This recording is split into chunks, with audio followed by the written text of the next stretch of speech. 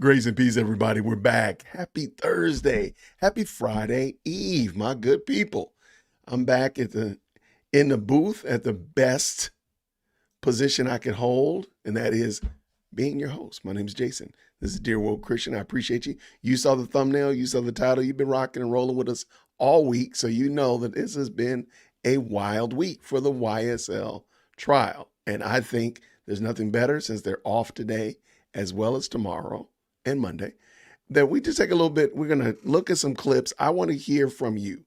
So this is really going to be an opportunity for us to have like a group participation, if you will, because I want to hear what y'all think about it. What have y'all been thinking throughout this trial, especially this week? I think it's fair to say this week, the trial got into a good stride. I actually kind of hate that they're not in court today. To be honest with you, they were in a good stride yesterday, Tuesday, as well as Monday. I was like, man, you gave them a break taking this holiday off, man. I wish they could stay in there, truth be told, because they were really cooking. There was a lot of good stuff revealed, lots of good insights coming down the pike. I heard it from a little birdie that the state is going to redirect with Woody. So that's going to be, in my opinion, a train wreck. But I think it's going to be wild. So I want to hear what y'all think about it. For some reason, none of my lights aren't on behind me. Oh, there we go. Let's get at it. So everybody, thank you so much for hanging out with me this morning. Thank you so much. I see Donna's always here. Good to see you, DWC family, and the mods in the best live chat on the planet. There he goes, retires in the building. I think he means good morning. I think you do. Chicky Brewers in the house. Hello. I'm here for a little while. I'm at work. Well, grace and peace. Thank you so much. Always appreciate Miss Mandy dropping by, bringing that great smile and that great energy. I love it. I love it. What's up, brother? Kenneth Warren is in the building. Thank you, sir. Agnes Knits, good morning to you. I hope I pronounced that right. Agnes Knits, yeah.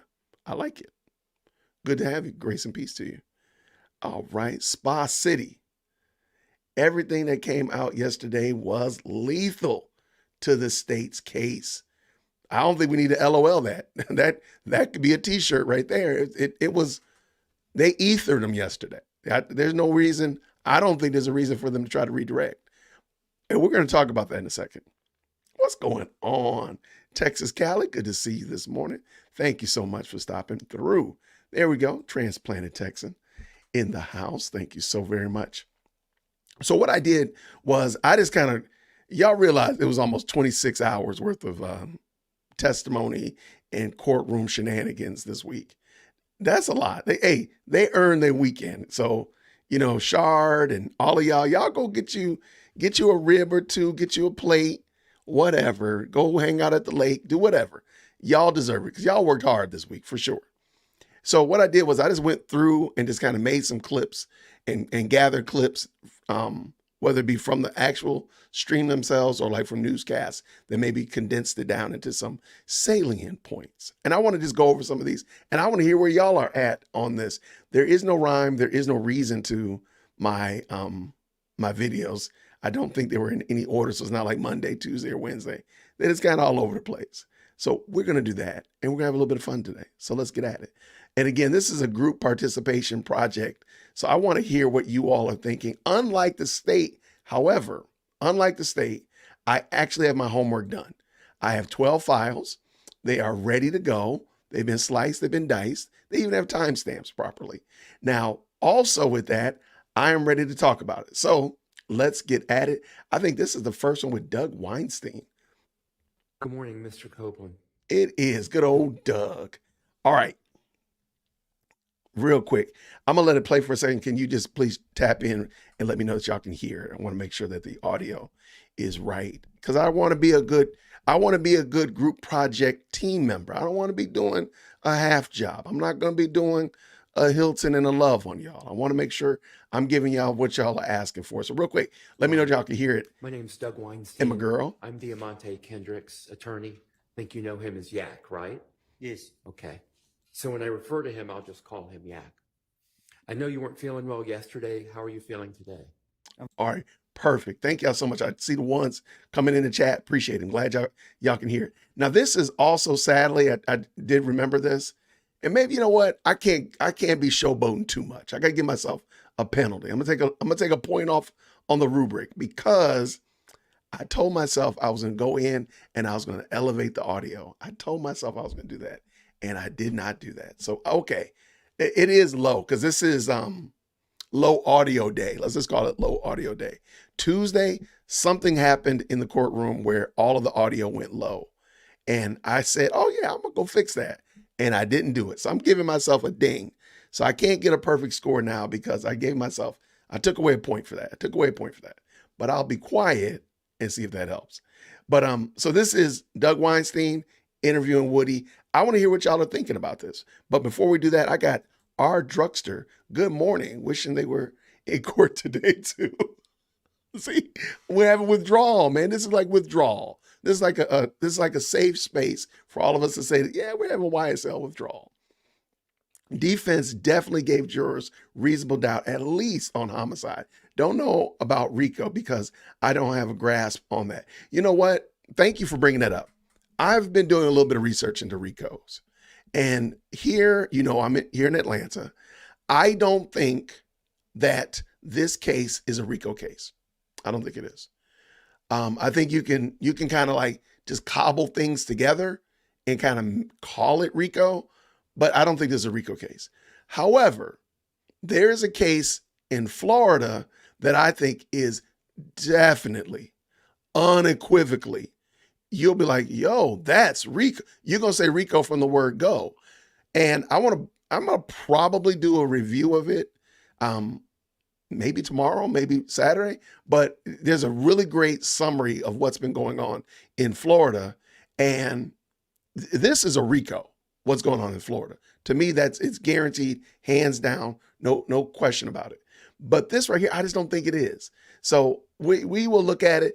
And I think part of the problem is, man, I did not want to go off on a rail, but you know what, Jason, be quiet. All right, I will come back and explain why I think this case has been so discombobulated, so out of just all over the place. I'm going to explain it to you, and I think I know why. But let Mr. Weinstein, because that's what y'all came to hear. Y'all came to hear Doug. So let's hear what Doug got to say. I'm feeling better. Thank you. Okay, good. I'm glad to hear that. I'm not going to ask you a lot of questions about years ago because it's been about 9 years. I can't remember what I had for lunch yesterday. Mm-hmm. But I will ask you a few. So let's talk about 9 years ago. You've stated repeatedly that you would tell the police anything to stay out of jail, right? Yes. You said yesterday, tell me if you remember this, you said yesterday, quote, Rice Street is not prisoner jail. I don't know what that place is. It's the worst place in the world. Do you remember saying that? It is. Why do you say that? Because it's the worst place in the world. Okay. That I done been to. Okay. So let's talk about finessing the police. Okay? I think you've heard the word, I'm just going to say it once, you've heard the word bullshit a bunch the past couple of days. Right. So we'll just say BS. Is that basically what you were telling the police, BS? Yes. So you're a bullshit artist. You're a BS artist. At As the you time. can see. I'm sorry. I said, as you can see. Okay. Or at least you were several years ago, correct? And I told them that. Okay. And you would stay at a jail to help yourself because you didn't want to be in there, correct? Right. And you wanted to stay at a jail to help your family, your girlfriend, your daughter, correct? To protect them. To protect them. Yes. Okay. And again, you'd say anything to stay at a jail so you could protect them. So when you said that you heard things from Mr. Garlington, from Lil D, about what them guys shot Thug, that was a lie, correct? It was. And about Yak being a driver, that was a lie, correct? It was. When you would tell these lies, I think you testified earlier that what you would do is sprinkle in like a few grains of truth in the lie. Is that correct? It's the only way you can be convincing. Can you explain to the jury that technique that you would use? All right.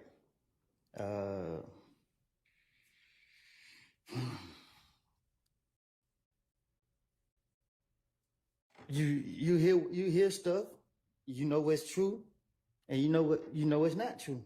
So you take this right here and put it with that right there. And you would, have you finished your answer?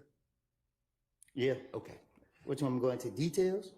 Well, no, I think that's a good description. Unless you want to go into more detail, you're free to do that. I'm trying to get out of here, so I don't want to. Yeah, I don't want to keep you too much longer either. So, again, those things that you said were lies about Yak. The reality is that you told the prosecutors, these two prosecutors here on my left, you told them before June 7th of this year that what you had told the police, what you told those detectives in 2015 was a lie. I told them when they came to see me that, yes. And you told them on June 7th it was a lie. June 7th of this year. That was that Friday. I don't know. When y'all go to using dates, Yeah. I don't know. I can't say what date, but I told them. And the date I'm referring to, if this helps you at all, is that first Friday that you came to court here on this case. You told them it was a lie on that date. I can't say what I told them. I can't say what date. Okay. And after they sent you away to jail for the weekend and you came back on that Monday, you told them it was a lie, that you had lied back in 2015 as well, correct? I don't understand it. Okay. Well, I'll take that question back. All right. I don't want to confuse you. All right. Okay. I recall earlier in your testimony, you said something to the effect, and these aren't your exact words, but you said, my hand to God, you're telling the truth now. What you said back in 2015 was a lie. Do you remember saying that? And I still am saying it. That what you're saying on the stand today is the truth. Yes. I was watching an interview you gave. Tell me if you remember giving an interview. It was published to YouTube on the 9th of August this month with DJ University. Do you remember the interview you gave to DJ University? In Chicago? I don't know where he was I based was in. sitting on the sofa? Yes, you were. Yes. Okay. And Shout you out to told DJ University. DJ University about coming to God lately. Do you recall that conversation you had with him? Yes. Would you relate that conversation to the jury, please? Objection on relevance. It goes to his credibility today on the stand, Your Honor. Just ask, instead of the conversation, just ask him whatever you want to ask him. Okay. You told DJ University that when this indictment came out in this case in 2022, May of 2022, and then August of 2022, and your name was not on that indictment, that you realized that God was at work in your life. Do you remember that? And what did you mean by God was at work in your life now?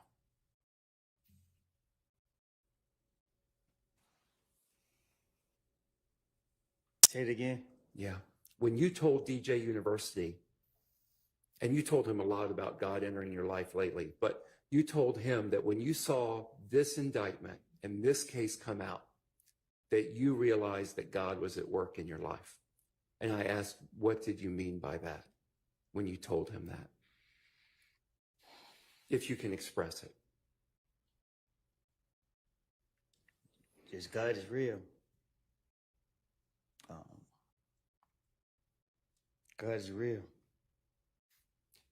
And you have that in your mind when you said on the stand that you put your hand to God and what you're saying on the stand is the truth right now.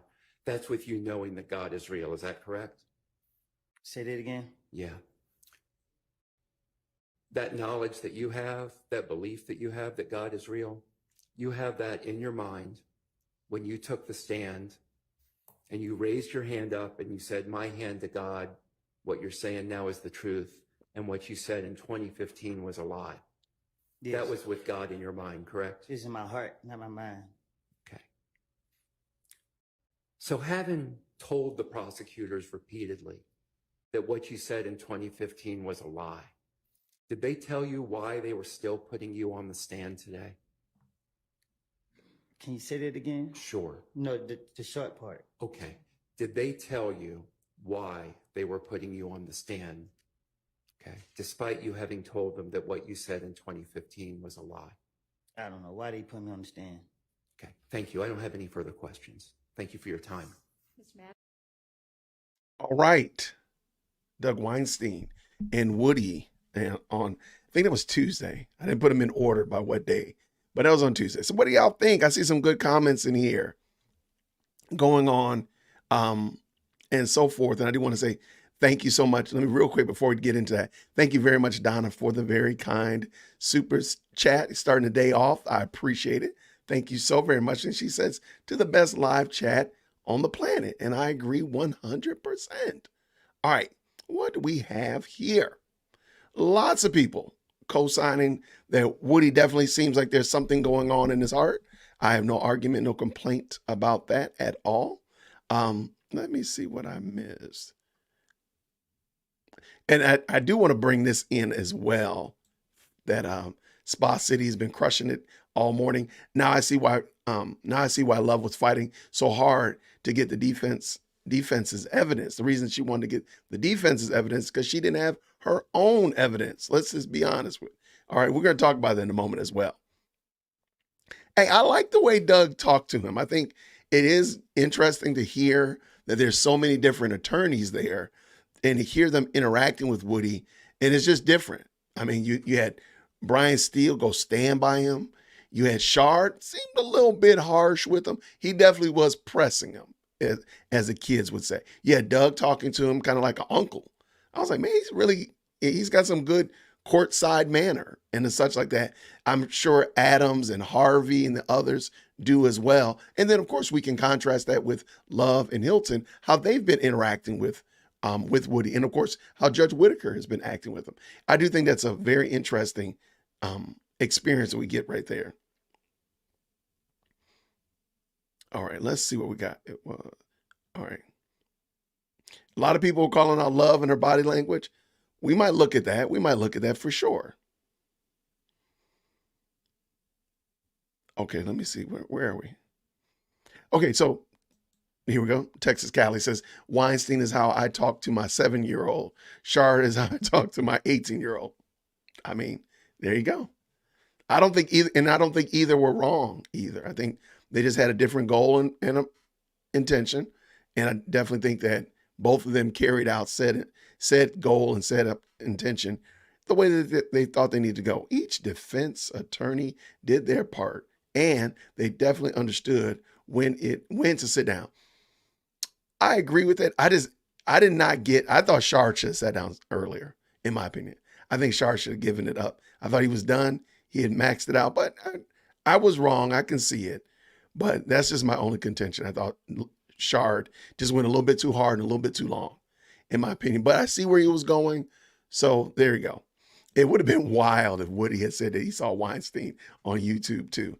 You know he has. You know he's seen him. Absolutely. I'm glad Donna liked the DJ University interview. So definitely was a good one. Oh, here it is right here.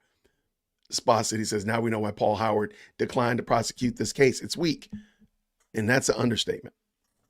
To say that it's weak is not even giving it proper respect. This case is garbage. This case is extremely low tier. And I want to bring that up because I said before, one of the things with RICO is that you're taking a lot of little activities, or what they call overt acts. You're taking actions and you're trying to knit them all together into this tapestry that the jury is going to be like, oh, that's RICO. Oh, that's a crime. And a lot of the time it's very difficult to do because most of the time you're not taking actual crimes. You're taking things that maybe, and we've heard them saying that the gentlemen were on the phone at the gas station and they're trying to make that a conspiracy. Like they were just on the phone. How many times have you been riding with your friends and y'all meet up somewhere? Meet up at the Waffle House, meet up at Walmart, meet up at the mall, whatever like that. And then y'all might run into somebody and see somebody else. Like they're making that a conspiracy. So there's a lot of I feel like there's a lot of latitude with this RICO. And somebody mentioned it that, RICO allows you to pile things on. And I don't see the comment, but somebody said, and it does, it allows you to pile things on that maybe weren't crimes before. Jason was on the phone yelling at his brother.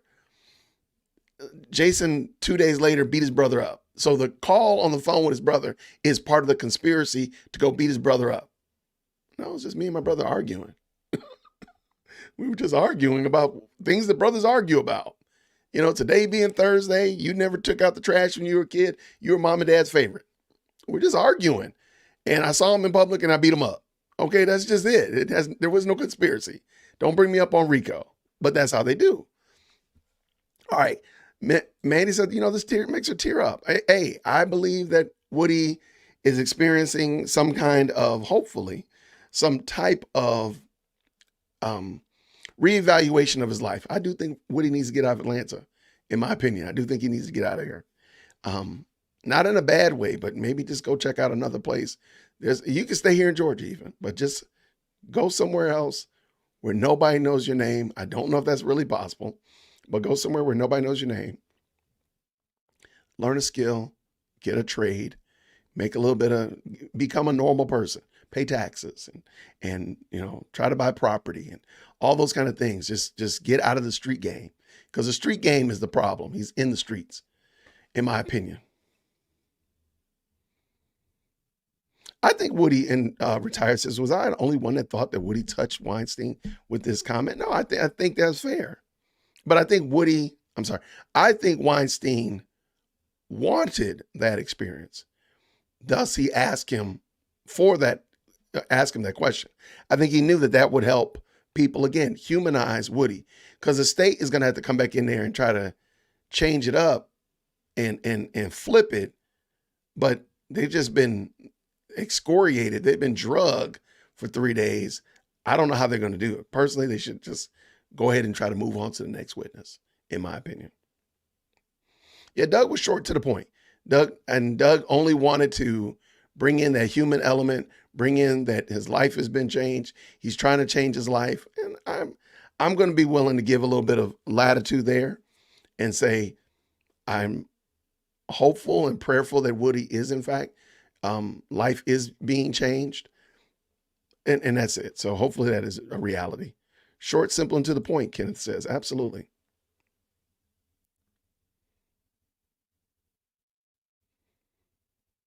Wait and see. Richard Dixon. Yes, true. However, isolating Woody to take the blame, help us Woody defense, and then throw under the bus. Okay. I can kind of see that. If Woody is not accused of the ultimate undoing of Donovan Thomas, I think he's fine. Now, if he comes out and, I personally still think that Threat was the one that did the deed on Donovan Thomas. As long as that is, I guess, the reality, or if that is in fact the reality, then I don't think Woody has problems or issues.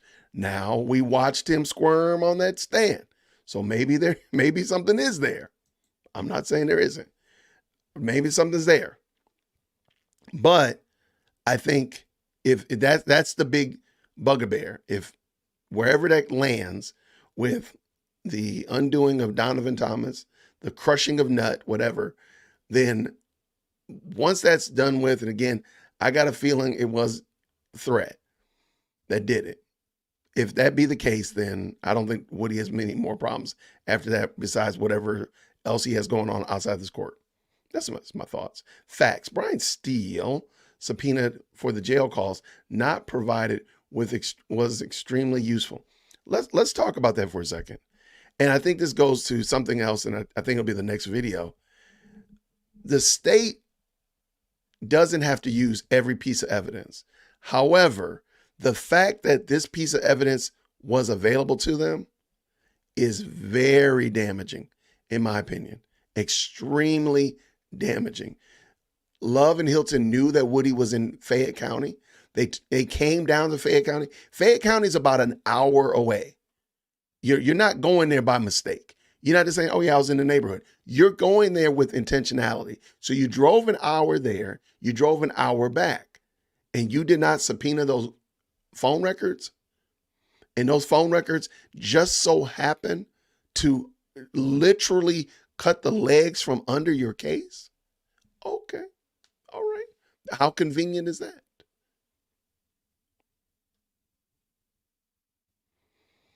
Tyrese said, I still haven't said anything. You still haven't said anything about Fonnie. Why do I need to say anything about Fonnie? Is there something about Fonnie I need to say today? She is the DA of Fulton County. She's doing her life. I'm doing my life. Tell me what I need to say.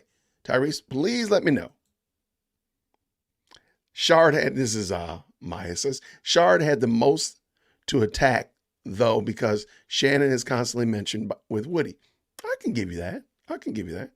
And at the end of the day, the defense is actually they're defending for their client. So they're not Woody's client Woody's attorney. So I can give you that for sure. I mean, Fonnie comes into play. I agree tacitly, but I don't think they mentioned her yesterday except on a warrant or something of that nature. But I mean, Fonnie's got enough issues and problems of her own.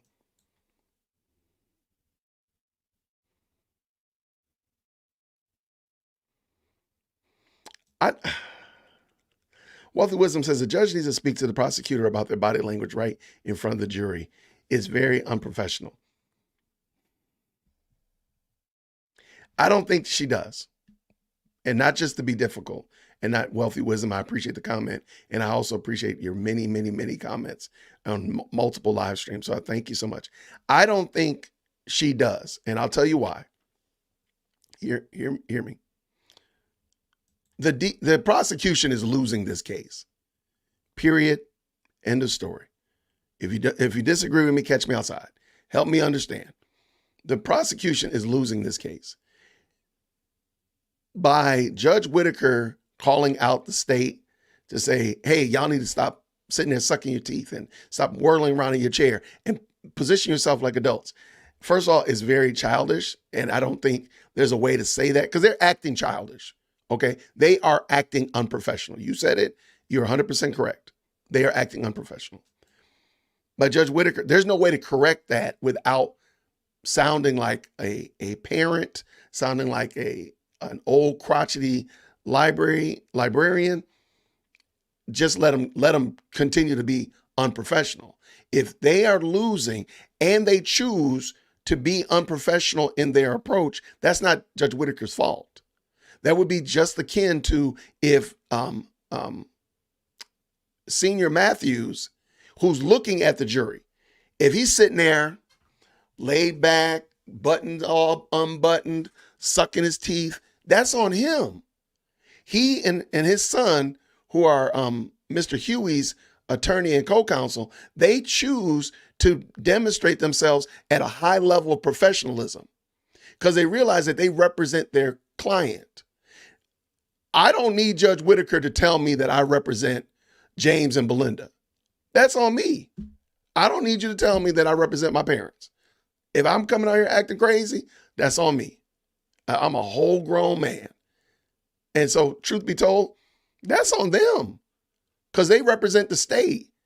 And they've already demonstrated they don't take the time to prepare.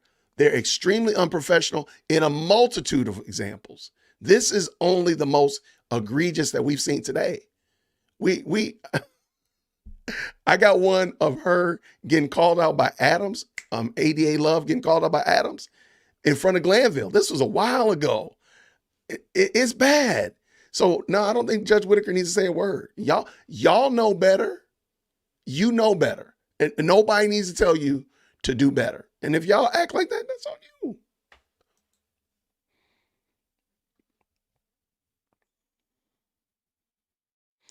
All right, let's see what we got. Some good comments here. Thank you, Mandy. Thank you. Just wanted to hug Woody. God is real. I agree. God is real. And Woody is a huggable person. I want him to get around some good people. Prayerfully, he will get around good people that will encourage him, dare I say, drag him into a better experience and a better life. So that's my little 2 cents to add to the equation. Hopefully, can make $1. What did wisdom say here? Shard had to spend that time and get everything into perspective because his client is charged with murder and is facing life without parole if found guilty. There we go. I had no problem with it. And like I said, I thought he had made the point, and then he was like end zone dancing, and then you like more end zone dancing. Then you jump into the crowd. I was like, I thought you made your point. So that's just me. But look, he knows what he's doing because he ultimately is fighting for this man's freedom. So if that be the case, if that's what it takes for you to get your client acquitted or to prove that your client is innocent, then go do what you're going to do. Don't listen to me. I'm not making any issue with it. I don't think he did. Melody said, so the elephant in the room, did Woody unalive Nut? I don't think that he did. I do think, this is me, Jason, and I can be swayed. I think Threat did. And I think they got real close to just asking it. And I believe that's one of the areas where I believe Woody is not being honest. In 2024, in 4K, right here, I think Nut did it. I'm sorry, I think Threat unalived Nut, and Woody knows that. In my opinion, that's something where I don't think he's being honest. I think that's my opinion.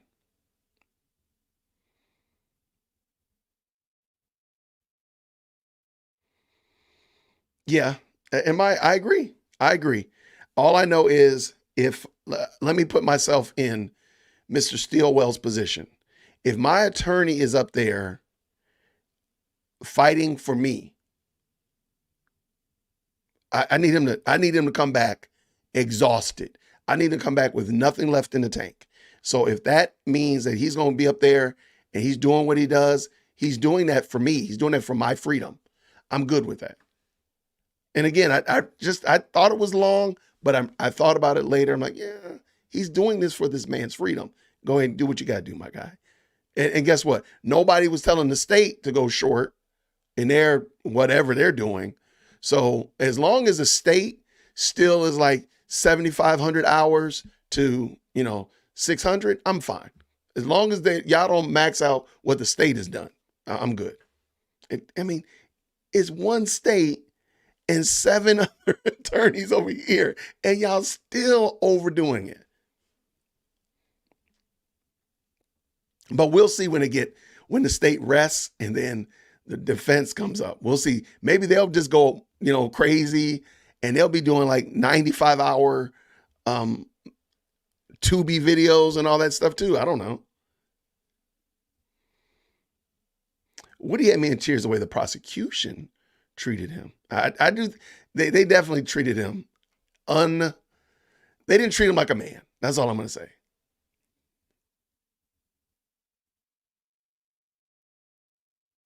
Tyree says that the defense's goal is not to establish Woody's innocence or guilt, but rather to discredit the prosecutors and reveal their faults to the entire Atlanta. I'm only going to cross out Atlanta and put the world, because everybody saw it, and I agree with you 100%, Tyrese.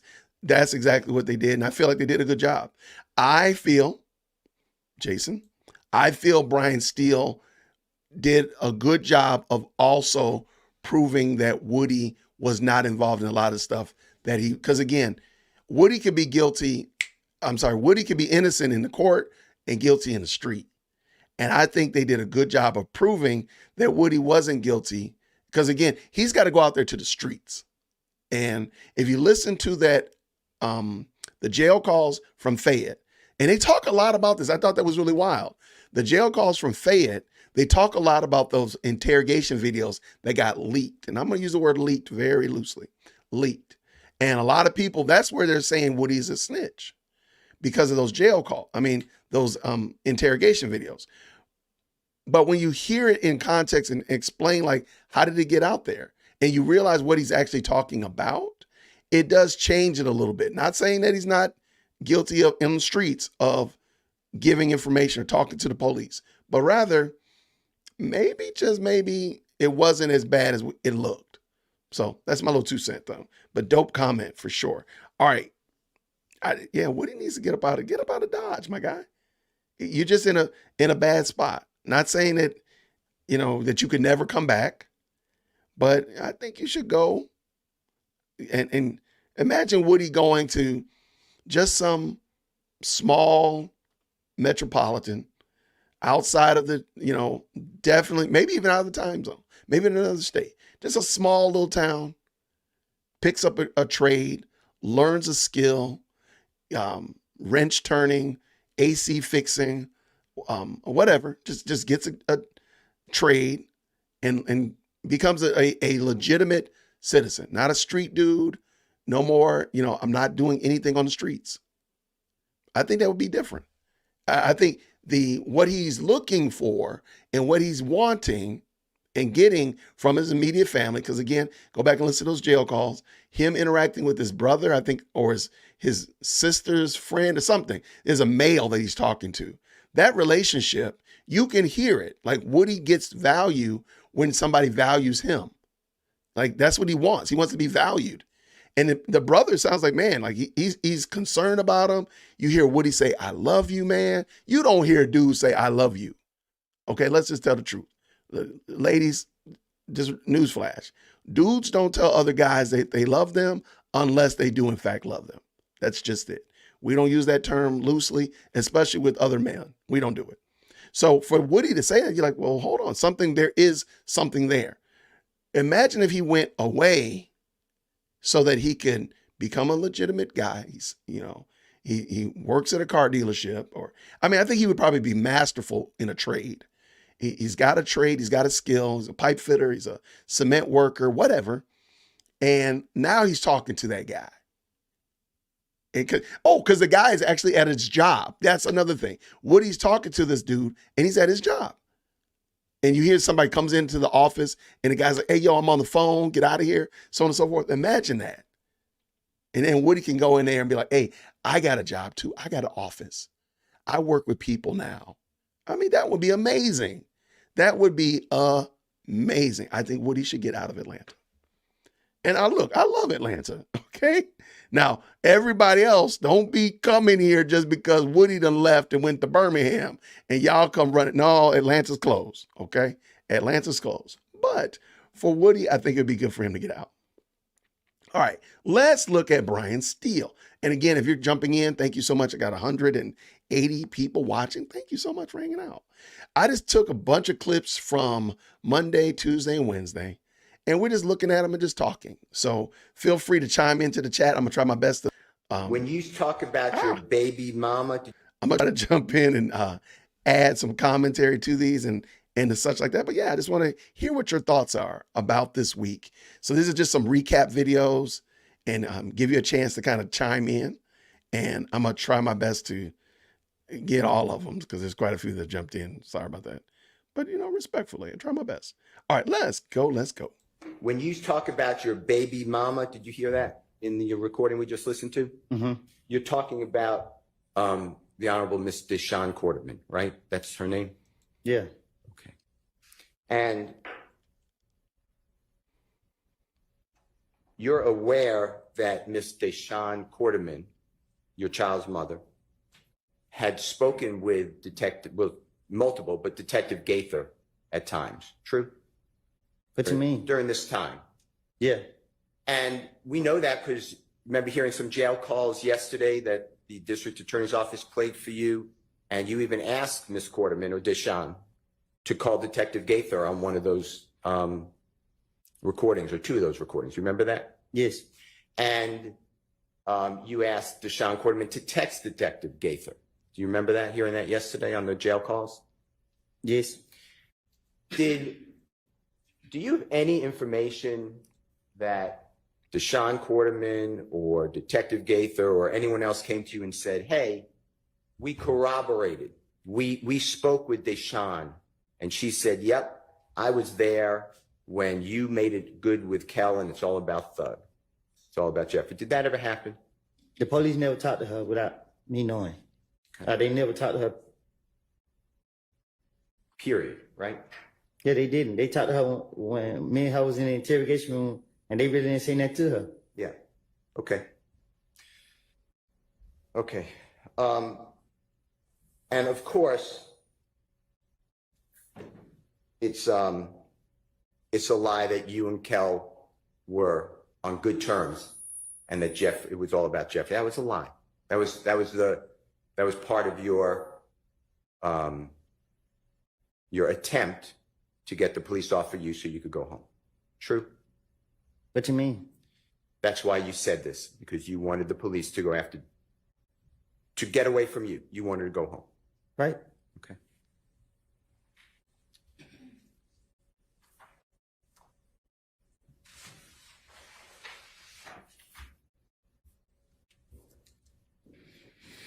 I want to go to, it's Jeffrey Williams number 240F as in Fox, State's Exhibit number 378YE. Your Honor, this is June 10th, 2015. It's already an evidence meeting, interrogation conference, interview, whatever it is called, at 10:49:25 a.m.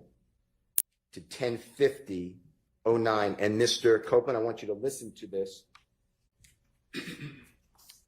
That you are saying to law enforcement. So when they ended up leaving, we pull up at the studio. This N was there recording a song, meaning Jeffrey. That song that we pull up tonight, he did that song. I mean, like, he did it so fast, like, damn N just shot at you. Come make a song. So this is what I'm thinking. This damn.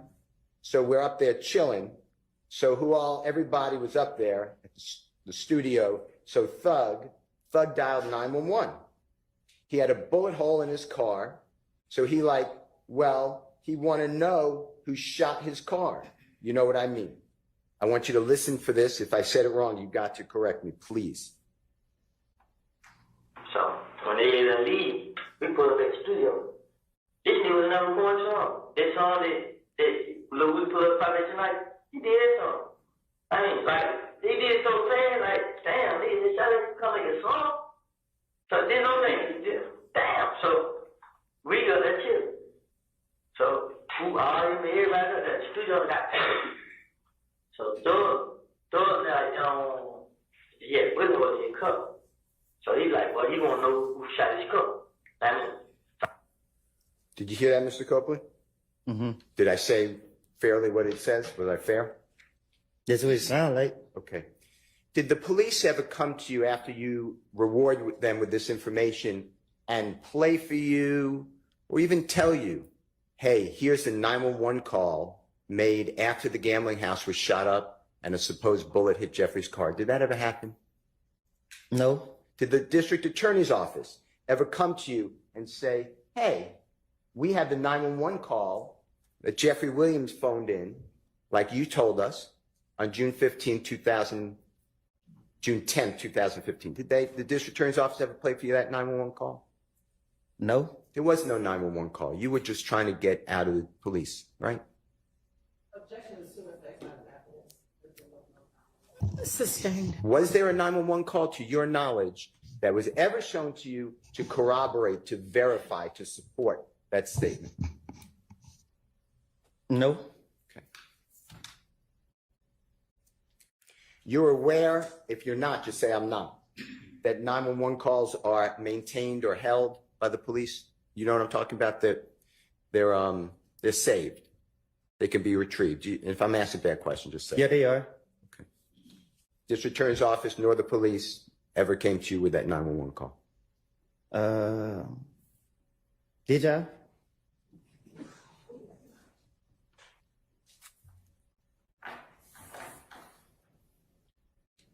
I don't know.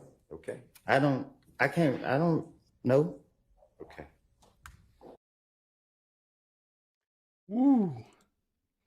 All right, y'all have put in some great comments. That's why I really like doing this, which is basically watching TV with, 150 of my closest, nearest, and dearest.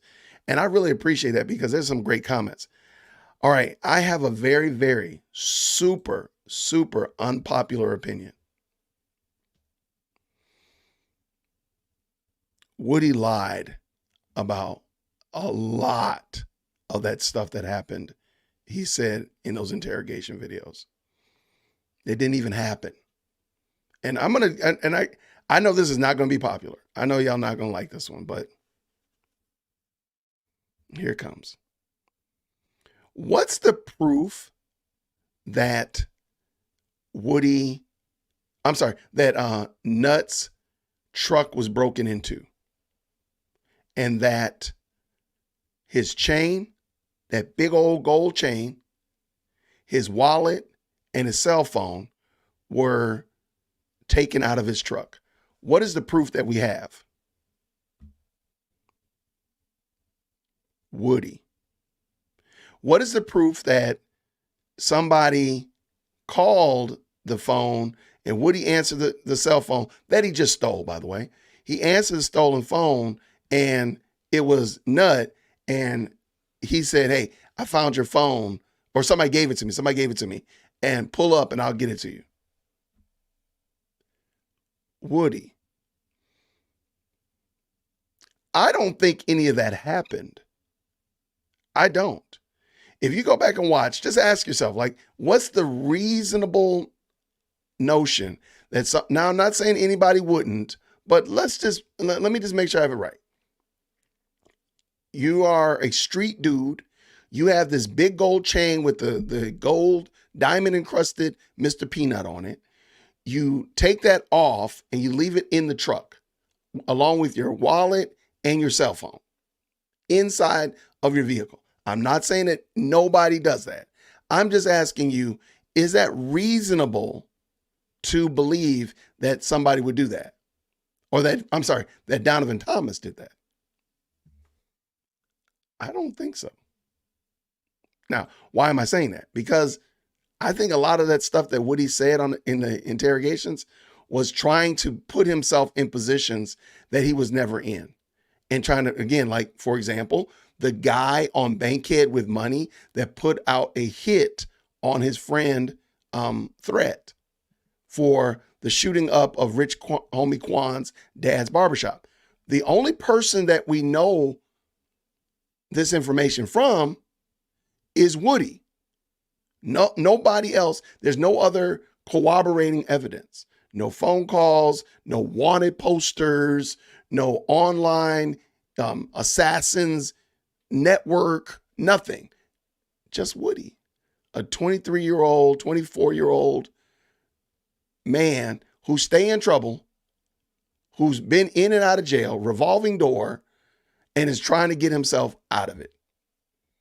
Just wondering. It's not a popular topic, but I don't think that much of that he told them was true. And this is my last point of why, and I'm going to answer, I see some great comments. We now know that the police, the gang units, did no verification. We know that. That is unequivocal now. That being the case, him lying to them, we can't say that they verified it because they never did. So therefore, why would we believe, with no corroborating third-party evidence to that fact, why are we believing that he did actually break into Donovan Thomas's truck and steal his stuff and then give it back to him? Why are we believing that some guy put a hit out on Threat because of what happened with Rich Homie Quan's? Now, we do know that Rich Homie Quan's father barbershop got shot. That is a reality because the dad got hit and, of course, there's property damage. So we know that happened. We also know that Donovan Thomas is no longer on the oxygen habit. We know that. Those are realities. But those other things, those other shades and those other stories, what proof do you have? We have none.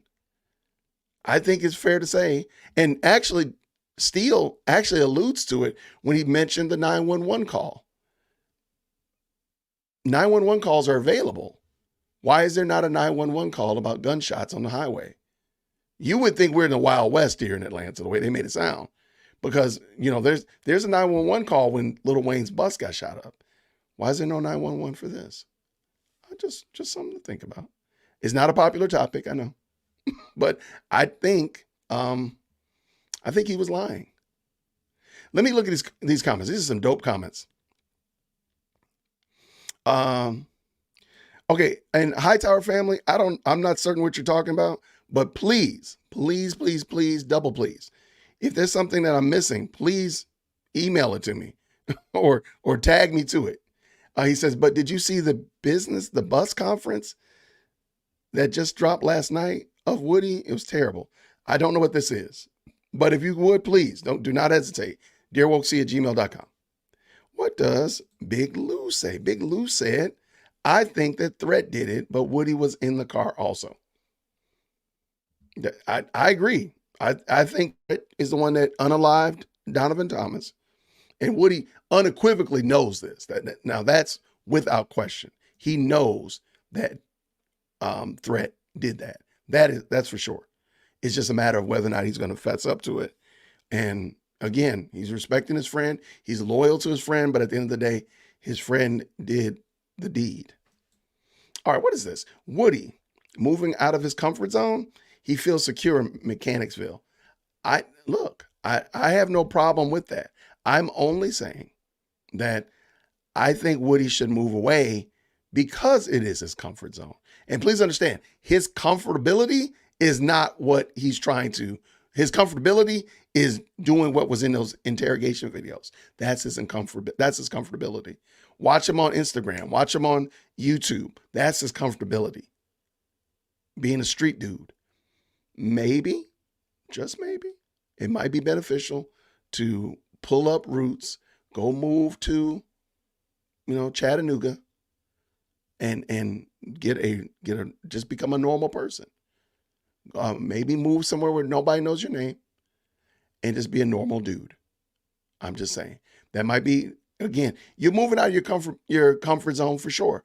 But when your comfort zone is Mechanicsville, you might need a different comfort zone. That's my little 2 cents. But I don't disparage him if he stays. I just know that this is the life that you've been around. Maybe you need a different change of scenery. What she say? DWC, do you think Woody would allow you to mentor him? I don't know. And I don't know if that's something that Team Whitaker would be a part of. But, hey, just saying, I wouldn't have a problem with rapping with him or sitting down with him. I've had lunch with him, so I've sat down and had lunch with the dude. I have no problem with it. He needs someone to show him a different way as a man and a father. Absolutely. Now, his kids, if I'm not mistaken, his daughter she's probably around the same age as the Dangerous Crew. So, hey, but I would not be opposed to it. Let me say it like that. I just would need to make sure that Lady Dear Woke Christian is aware. All right. What's Joy Ball say? No one can tell me that Woody isn't traumatized. And that is true. You actually hear it on one of the Fayette County jail calls when, is it Fayette County? It's the woman that's like going off on Woody. And she's calling him all kinds of names. And she's very aggressive toward him, using profanity at him and such like that. And she mentions he has never been the same since his mama died. He ain't never been the same since his mama died. That's wild. That's wild. And I think that most of his problems, and he said this in several interviews, that he was a pretty normal kid until his mother died. I think maybe that needs to be unpacked. I don't know if I'm not a psychologist. I'm not in any way trying to diagnose the situation. I just think, maybe you need to go sit down with somebody and unpack that. Get a multi-pass to sit down with a counselor for a while, and really unpack where he is. I do think that's part of his problem. And let's also be true. When he starts describing the jail, that thing it's giving gulag, okay? It's giving some third world country type of situations. So yeah, when Max Shard was like, "Hey, you didn't want to go back to jail, did you?" And he's explaining, look, no affront. Look, I probably would have said a whole bunch of stuff too if that was hanging over my head, that I was going to go to jail and this kind of craziness that he experienced. I probably would have said a whole bunch of stuff too. Yes, they are losing the case, but she can still speak to them without making it seem like she's beating them down. Okay. If I'm not mistaken, Adams complained to Glanville about Love's behavior in front of the jury. He did. Well, I'm assuming I have the video and it's going up later on today. It might be in this mix with us here. I don't remember if the jury was in there, because Adams comes in and he gives her the business. And then she comes over, Love comes over there and tries to explain it. And Glanville's like, well, both of y'all have been wrong. So both of y'all start behaving correctly. I don't think that he was fair in that assessment, in my opinion. I think Glanville was wrong for that. I just don't remember if the jury was in there. That's the thing. Because, usually when attorneys bat something forth, they almost immediately run the jury out. Like, everybody get out of here, run. So I don't remember if they're in there, but that's a good call out. And this is the last thing I want to talk about before we get to our next video. Is it illegal for prosecution to go to Fayette County? No, absolutely not. It's perfectly fine. The only problem is there at Fayette County, they knew that Woody had an attorney. Remember during the infamous ex parte shenanigans, they said they didn't know he had an attorney. They actually did. But also than that, if you knew, Donna, let's say that you are now, I deputize you and I give you my imaginary bar card, my pre-K law student bar card. If you knew that your star witness was in jail in a county 2 counties down from you, would you assume that they made phone calls while they were in jail? I think it's fair to say that client Patty or client Tommy is in jail 2 counties away from me. They probably picked up the phone and called somebody. They probably called their lawyer. They probably called mom or dad or a friend to come bail them out. That's fair to assume that probably happened. So with that being the case, did you not get that information? Would you not get that information and say, well, let me see what they talked about? Now, the reason I bring that up is because you're not required to say, hey, every little piece of information that's out there, I'm going to use. However, I don't know if this is not a Brady, to be honest with you, but we don't know that they knew that information. We don't know it emphatically, but we do kind of tacitly know that they were aware because they went to Fayette County. And again, Fayette County is not close. So you went there intentionally. If I was just riding by the jail, because I ride by the jail to go to my studio, I'm riding by there. It literally is on my path to get to my studio. I could stop by the jail and say, oh, I was in the neighborhood. That's realistic. That's Cobb County Jail. If I was riding by Fayette County Jail, let me tell you, I had packed a lunch.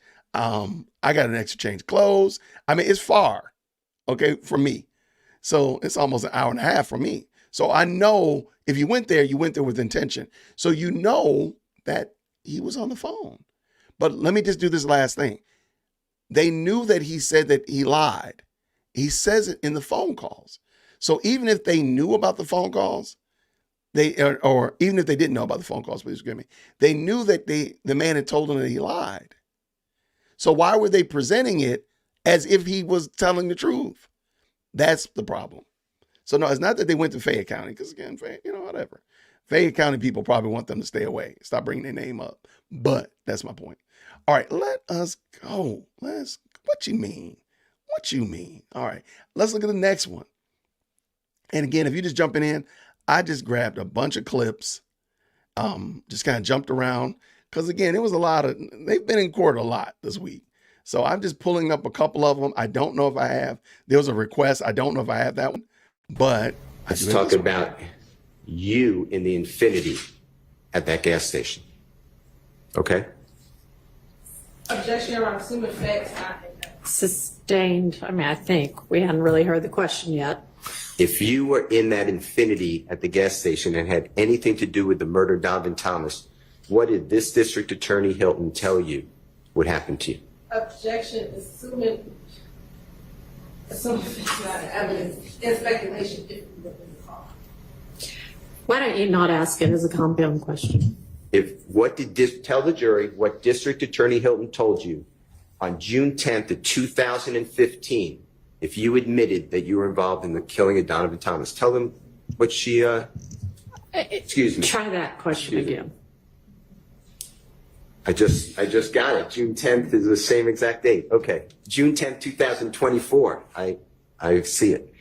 2024, June 10th, a Monday.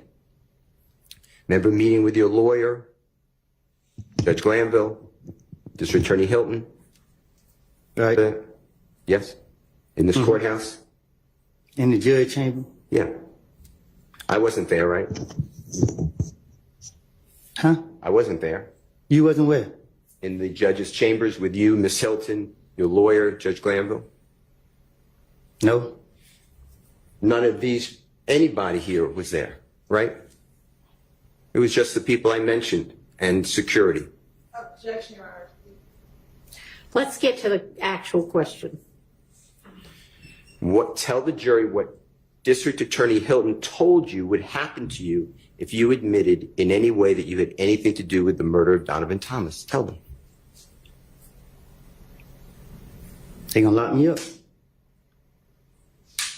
So when you have this use immunity for anything you say, District Attorney Hilton told you, but you can't say that, right? Objection, Your Honor. Improper foundations. You must ask the question that I asked. That is testifying, and I'm asking Mr. Copeland to tell the jury. Tell the jury your understanding what Ms. Hilton told you if you admitted to being involved in the murder of Donovan Thomas, even with use immunity. Tell what the District Attorney's Office would do to you. Huh? Objection is compound and a compound question.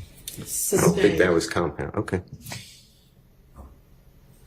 If you admit, the way you were told by Miss District Attorney Hilton, if you admit to being involved in the killing of Donovan Thomas, you get prosecuted for that, right? Objection is improper question as to what was asked. You'll have him on redirect. Overruled. Is that true? She said, if I do that, plead the fifth, I'm gonna go to jail. Right. And when you say, if I do that or plead the fifth, if I admit to being involved in Donovan Thomas's murder, I go to jail, right?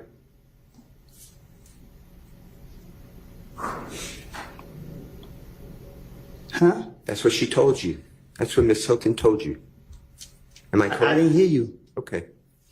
If you admit that you're involved in the murder of Donovan Thomas, you get prosecuted. You go to jail, right? Two things to send me to jail. One is if you admit to the murder of Donovan Thomas Let being him involved. answer the question if he's going to let us know what his understanding is. What is your understanding? Go ahead. Well, when I was talking to them, Tell the jury. I don't recall. I don't know what's going on. Mr. Copeland, if you were to admit that you're involved in the murder of Donovan Thomas, do you go to jail? Is that your understanding through District Attorney Hilton? Can I ask the judge a question?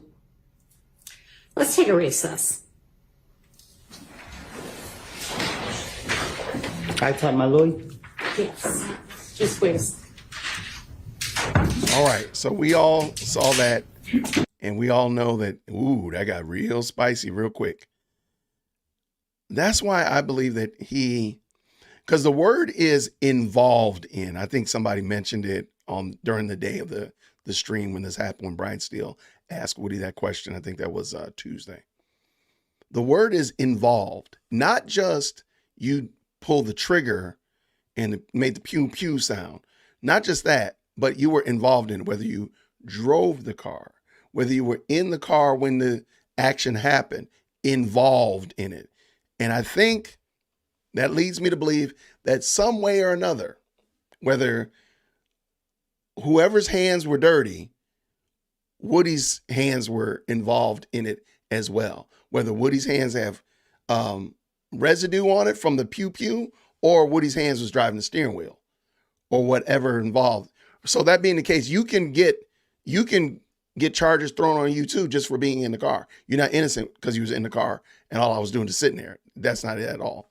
But all right, let me see, because there's some dope comments up in here. So that's why I really believe, and somebody mentions it, and I'm gonna real quick.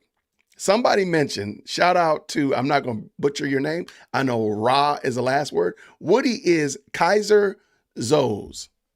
If you know what that reference is, please drop it down in the chat. Put some asterisks by it, put in capital letters so I can see it. If you know what this comment is, or why this comment is so appropriate to what we're talking about today, put it in the chat. I appreciate it. Let me go back and get these other ones. So I'll be right back with that.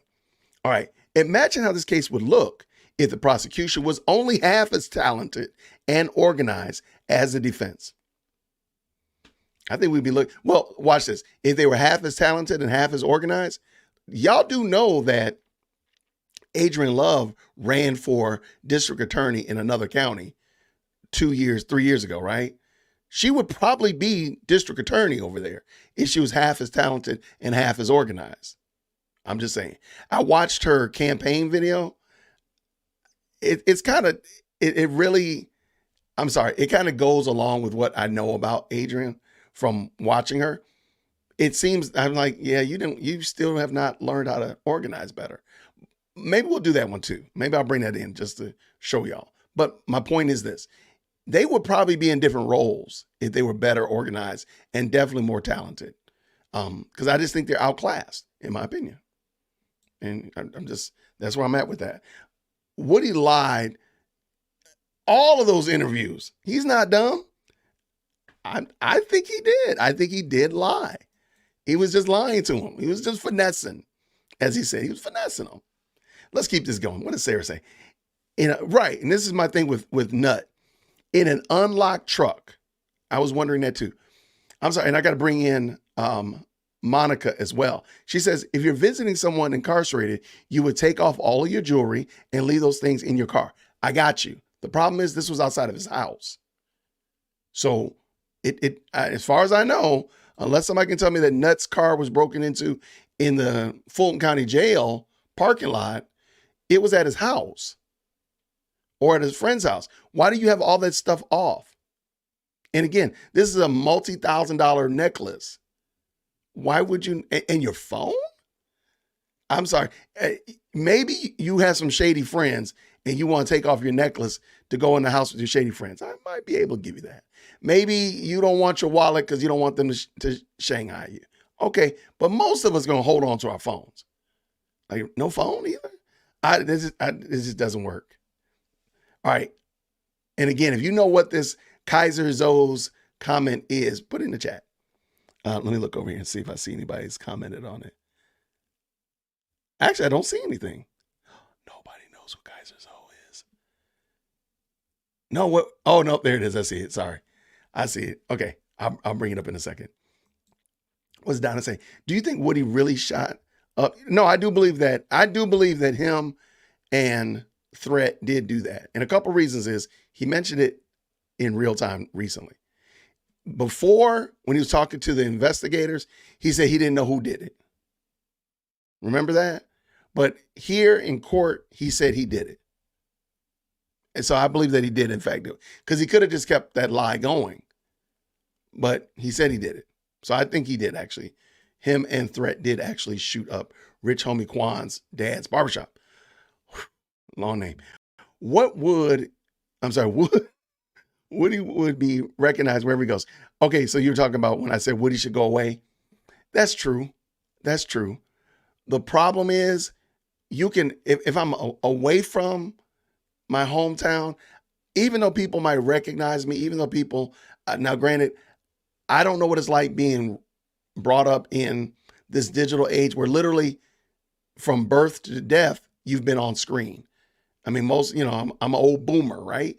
So, the internet is not, I do know a time when we didn't have the internet. So in my mind, I'm still thinking, and it makes sense to me, if Woody went to just a normal run of the mill town, Not, don't go to Chicago, don't go to LA, stay out of New York, but just go to a run-of-the-mill suburban or even country town. They might still recognize them, but there's not the element there to draw them in. Because there's got to be a recognition as well as an attraction. So here in Atlanta, they recognize them, and the streets know. In the streets, in Chicago, they might recognize them, but there's streets there too. Same thing in New York, and LA, and in Dallas. So go to a little small town that don't have a lot of streets, and y'all know what I mean by the streets. So, but it is what it is. I don't think he's going to do it anyway. But that's just my little 2-cent idea. All right, DWC, exactly. Woody needs a fresh start, which starts with a change of environment. I mean, just go away. Go do something crazy. Go to Colorado. I mean, they got streets in Colorado. They got the hood in Montana. They got that too, but just don't go to those places. Like, go somewhere different and start somewhere different. Just a thought. What does Hightower say? Hightower said, do you think they will charge Woody after this is over? Well, I don't think so. However, the state won't charge him with anything because I don't think he's done anything. If they come up and say that, hey, he knew about threat, killing, or unaliving Donovan Thomas, and he didn't let anybody know, maybe so. But my concern, and probably Woody's concern as well, is he saying anything that's going to get him on a federal issue?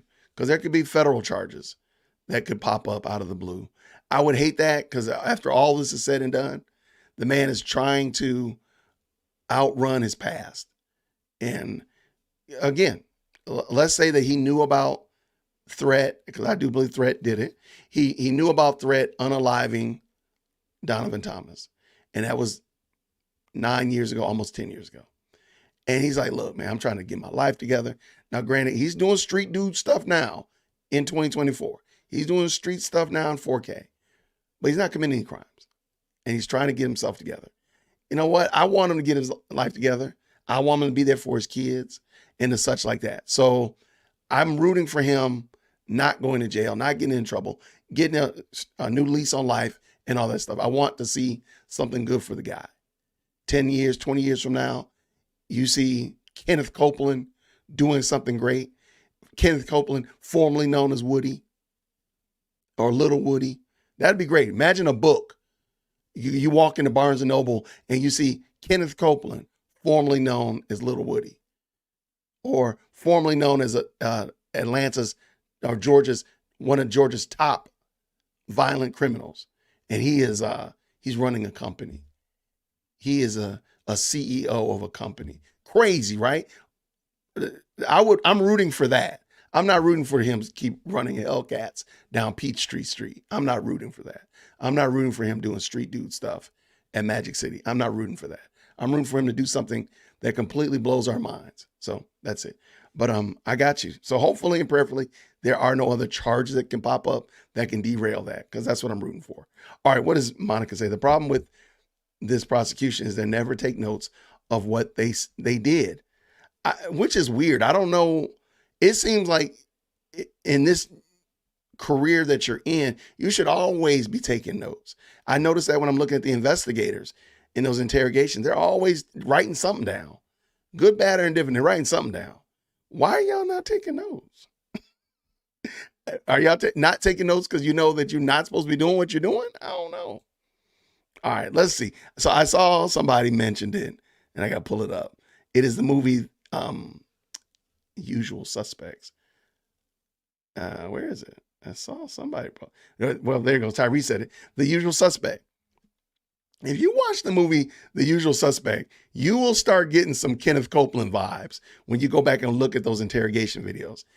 If I got it right, Kevin Spacey comes into a police station to tell them this wild story about this drug kingpin named Kozer Zoes. And the whole movie is him sitting there in interrogation, just spilling all the beans. And lo and behold, I mean, and the detectives and the investigators are taking notes, everything like that. And he walks out. He leaves out. And he walks out and he comes in and he has like a limp and he's very unassuming. And lo and behold, he gives a story. And if I remember correctly, because I watched it a long time ago, he leaves from the police station. He walks down the street and you're watching his feet, and eventually his walk changes. He was limp. He was walking with like a dragging his foot, and his foot changes. And he walks up to a car, and the guy lets him in, and his whole positioning changes. He gets back in the car, and they say, "Where are we going to, Mr. Zoes?" or whatever it is. And lo and behold, he was the drug kingpin, and he had been giving them weaving this crazy story that ends up, if I'm remembering it correctly, it ends up causing the police to go basically take out all of his competition through his story because he was so unassuming. But let me jump back to the interrogation room. One of the cops is not really, something is not right with Kevin Spacey's character to him.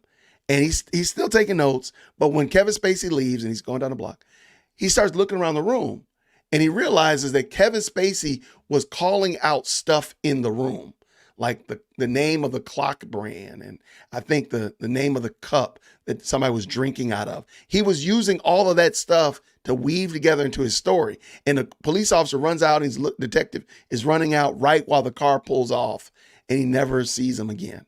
So the reason I call, and reason people are saying that Kenneth Copeland is Kozer Zoes in this situation is because he's weaving together a story that he ultimately is a part of. He's actually the mastermind of the story. And I think it stood out to me. So, all right, real quick, let me, he created a whole bunch of fictional characters, and in The Usual Suspect, he does that. He makes up people that don't really exist. You're not going to find them. What was that? Lil Mike from Mechanicsville, or Lil D from Mechanicsville. There was like a person that he made up, that Quay. These people don't exist. The man over on Bankhead, they don't exist. He made them up. All right. Where he doesn't have, and that's fair. Look, I'm just throwing out some ideas, and I'm fine with me not being, them not being rooted in reality. I'm fine with that. Oh, let me just read out loud. He said, Woody's not going anywhere where he doesn't have family. And I can get with that.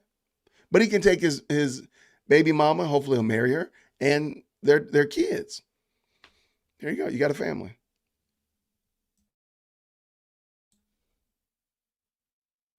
All right. Lots of good commentary.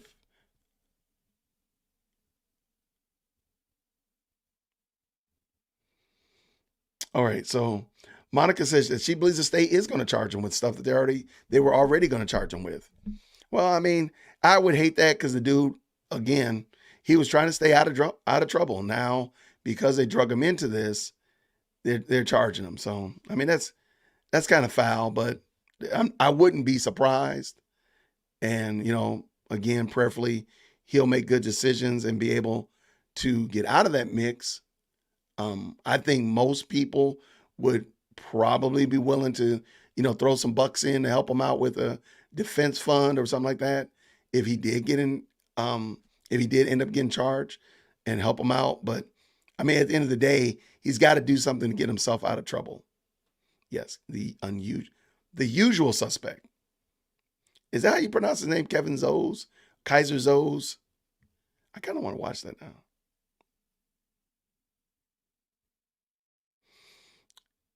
Yeah. Oh, now y'all throwing a whole bunch of other movies in there. Zozo? Okay. The state does need to be investigated. But I think this is Kenneth, thank you so much for the question. I do think that this is just part and parcel showing just how poorly organized state DA's offices or governments are. It does need to be investigated. It needs to be audited, if nothing else. Like, how are y'all using y'all money? Like, what is going on? Because y'all didn't do any research. And again, I'm hoping that I'll be able to get somebody on to talk about it, especially about, because you do realize again this Young Thug case is kind of old. So hopefully I'll be able to interview somebody or bring somebody on the show to talk about it that's aware of how old this case is and can kind of shed some more light to it. So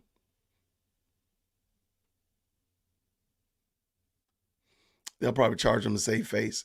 That would be unfortunate. That would really suck. Because at the end of the day, you're just doing that to grandstand. The only reason you brought him on here was a grandstand. They were using him, as I said before, that they're using Woody, they're using Young Thug and YSL to advance their careers. That's all they're doing. That's all the state is doing. Yeah, that's it. They're just using them to advance their careers. Nothing more, nothing less. All right, let's get another video up in here. What we got? That was video number 4. Let's look at those federal gun charges. This is what happened at the circumstances. This is I think the infamous playing basketball at the gym. And it just seems weird. So let's let them tease it out and let's hear it and hear what y'all think about it. Of you being brought to that interview room on June 10th, 2015, where federal agents kicked down Miss Quarterman's door that day, correct? Yes. Okay, and they kicked down that door looking for you because they had an arrest warrant for you. Yes. They had an arrest warrant for you for the April 28th, 2015 possession of a firearm incident at the Dunbar Rec Center. Yes. Okay. And while in the apartment, they saw some things, correct? Yes. And they went and got a search warrant. I don't know. You're not sure if they got a search warrant. Okay. The bottom line is they searched your apartment. They did. Okay. And they found a Smith & Wesson handgun in the kitchen of that apartment, correct? They found a gun. I don't know what kind. Okay. Was it a handgun? I never saw it. Okay. They also found a stolen laptop computer in your apartment, correct? That's what they said. All right. They also searched Deshaun's car, correct? No. Well, didn't they find stolen IDs and other stolen property? That was a rental car from her Okay. mama rented. Okay. Okay. Thank you for that clarification. They found a stolen IDs and other property in a rental car that was associated with you, correct? That you had been driving. Yes. And also on June 10th, 2015, your daughter's birthday was coming up. 7 days. 7 days from that date. Yes. And you had plans to have a big celebration for her birthday. Yes. Even though you didn't have a blue jumpsuit on during the interview, investigator Gaither informed you that you were under arrest for various charges, correct? Yes. And you were under investigation for various other charges. Yes. Okay. She told you that you were being charged with possession of a firearm by a convicted felon for the gun at the Dunbar Rec Center. Yes. She told you that you were being charged with reckless conduct for leaving the gun on the bleachers at the Dunbar Rec Center. Yes. She told you that you were being charged with gang charges for possessing a gun at the Dunbar Rec Center. Yes. And you knew that you knew that you weren't getting a bond for the gang charges at Right. first appearance. Right. You were going to have to sit for a while because of those gang charges, Yes. unless something drastic happened. Yes. You were also told that that they were investigating the stolen MacBook computer found in your apartment. Yes. You were told that they were investigating the stolen IDs and other property that was found in the rental car. Yes. And investigator Gaither told you that she knew that stolen property found in the rental car was taken during a series of auto breakings in the area, correct? Yes. You also had a Henry County bench warrant Yes. I believe you had another bench warrant out of the city of Atlanta involving a four-wheeler. Mm. You don't remember that? Yeah, I don't remember. Okay, that's fair. And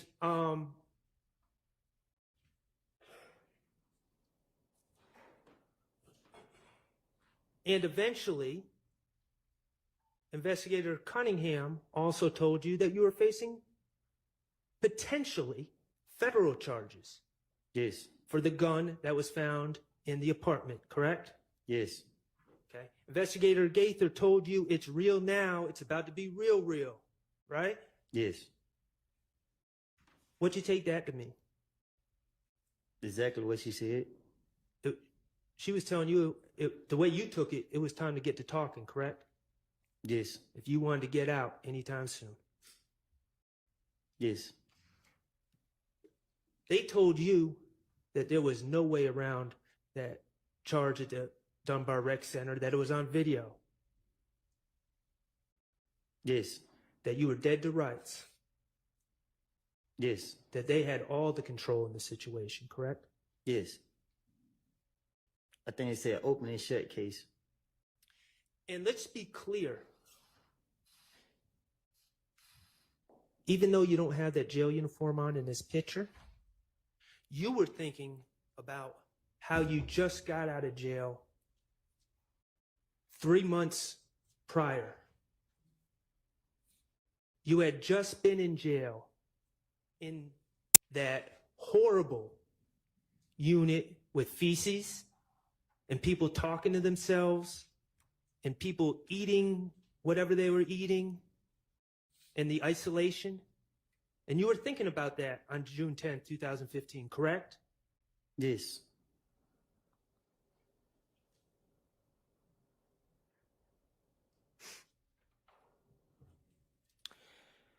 Could you play, Mr. Kokomo, could you play what's been marked DS23B, and this is from States 378 Yankee Echo 94048 to 94229.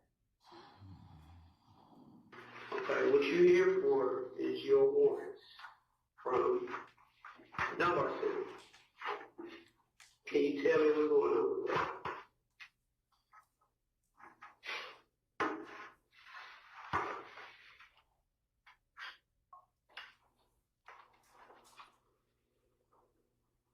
Can you tell me what's going on with that? With that weapon? How'd you get it? Number one. Because I got a version of how you got it, but I want to hear from you. How'd you get that gun? How did you get it? I got it. Because you had it. We got the video, bro. We got the video. So my question is to you, how did you become in possession of that? We ain't really gonna do the back and forth today. I love y'all. We ain't going back and forth today. That's what Investigator Gaither told you. Say that again. We ain't going back and forth today. Right.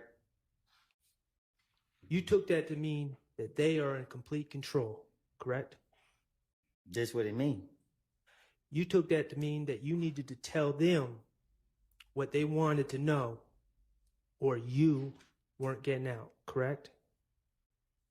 This is it. That's what I took it as. You are, because I'm sitting in that place. This is an opportunity for you to help you. I'm asking how you. Okay.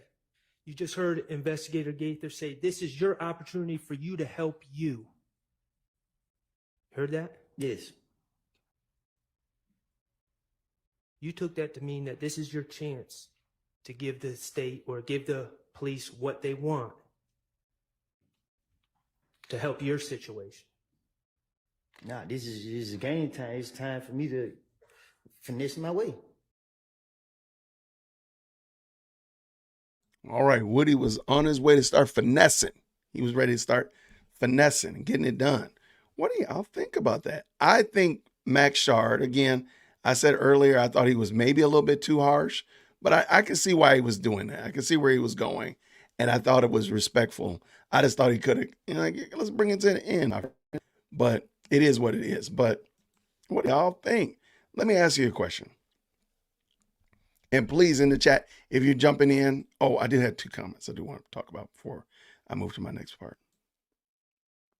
Late today, did you hear that Miss Sylvia say judge told all the attorneys to come up with a resolution of the case? They have 4 days off. Come up with this resolution. What are your thoughts? I disagree. Well, I think she needs to say that to one side. I don't think she needs to say it to the other side. So let me give you an example.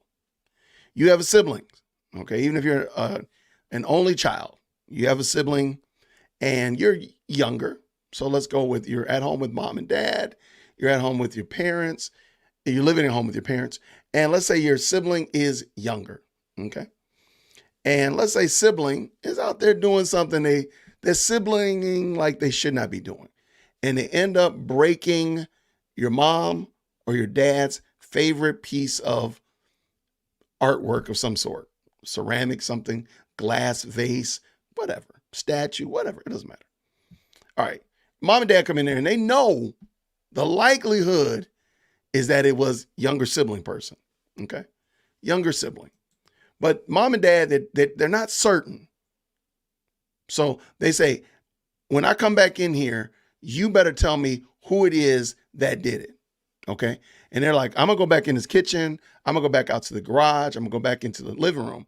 When I come back in 5 minutes, you better be able to tell me what happened, okay? But they kind of already know that it wasn't you. You're generally more responsible than that. You don't do this kind of things. It was probably a young sibling person, but they're not certain of it. Now, why did they do that? Because they know that the pressure is going to be on you and your sibling to figure it out and get it parsed out and get the story. You're going to probably put the pressure on your sibling. You're going to press them, if you will, to get them to say, you better tell mom and dad what you did. You better come clean. All right. And therefore, mom and dad don't have to be the heavy. Mom and dad don't have to yell and fuss and fight and pull out Mr. Spanky or whatever it is in order to meter out some kind of justice. So somebody better get to talking, and they want you to parse it out because they don't think it's you, but they're not certain.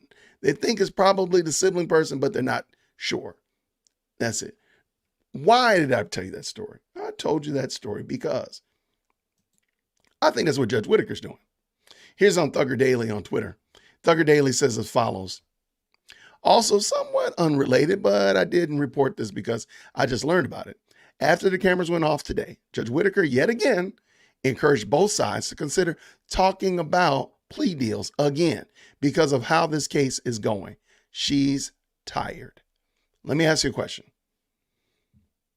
Who broke the vase? Who's the disobedient sibling in this case? Is it the state or is it the defense? Who's the one that's going to get the rod of correction? Who is it that's the specter of Mr. Spanky is hanging over their head? Who is it? Is it the state or is it the prosecution? I mean, the defense. Say it with me, boys and girls. The state. That's right. The state is losing. The state is getting shellacked here. And the only reason Judge Whitaker and the state has no motivation to move this case forward because they know once mom and dad come in that room, belt justice, waistline management is going to happen. They know once the jury gets this case, they're going to get their butts whooped. They know it. So there's no motivation to hurry up. They're not motivated to hurry up. And Judge Whitaker knows it. And so therefore, instead of doing the right thing and say, yo, state, y'all need to go ahead and consider some other options. Because I'd be doggone, I'm not pleading. If I'm watching this and I'm YSL DWC sitting there, I'm enjoying this because I know y'all getting your butts whooped. And I know the likelihood of those 12, 14 men or women throwing me in a jail because of these clowns, I'm going to take my chances. I'd rather be judged by 12 instead of carried by 6. I'm good. I'm going to try it out. Now, if the state was competent, maybe I might be considering like, I don't know. What you going to do, dog? You thinking about it? Yeah, I might need to do it. Yeah, me too, man. Let's go ahead and cop a plea. I ain't pleading nothing. I'm not even pleading that my name is Jason. Y'all kick rocks. You can't even prove that Young Thug got dreadlocks. That's how poor this case is being run. No. Judge Whitaker is 100% positively wrong for this. I disagree. There's no reason for the defense to even consider pleas. The only pleas they get is please forgive me. Please, I am sorry that we did this. Please, please take my bar card. I'm going my way to Chili's. I've been looking on Indeed anyway. I've got a new job lined up. That's the only pleas that I'm giving. I ain't studying y'all. Kick rocks. Because they're losing. They're losing they're losing in the case. They're also losing in the court of popular opinion and people's perception of them. No, y'all gonna get shellacked. No, I'm good. No, it's okay. And Judge Whitaker is wrong for even asking them that. Judge Whitaker is 100% wrong. Now watch this. Let me also add this caveat. Please, editor Jason, add a caveat to the bottom of the screen. Here, let me put the caveat real quick. Hold on one second. Un momento, por favor.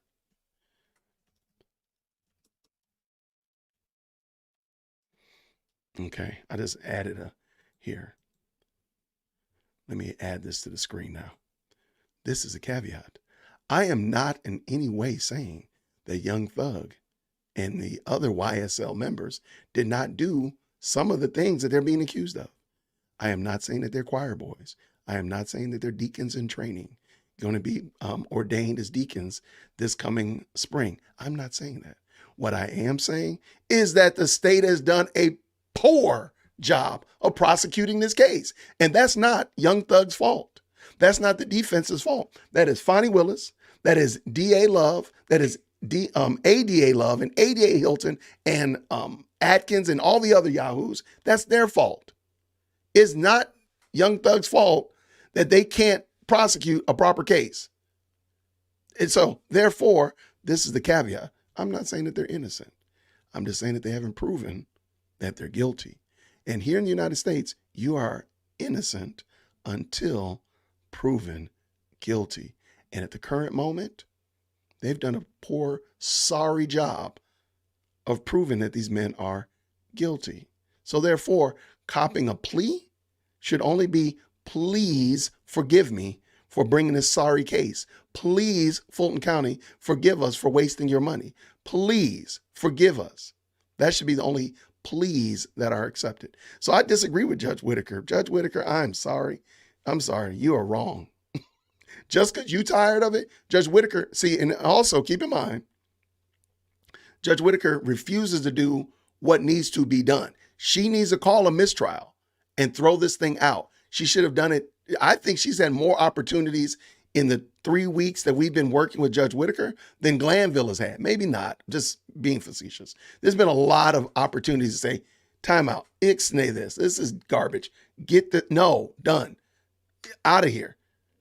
She should have thrown it out multiple times over. She refuses to do it. And she is begging. She is pleading. She is crying out to God. Please let these people cop a plea. Please let them do something so I don't have to do what I need to do. I'm sorry, Judge Whitaker. You're going to have to do the right thing. Judge Whitaker needs to do the right thing and throw this case out. It's garbage.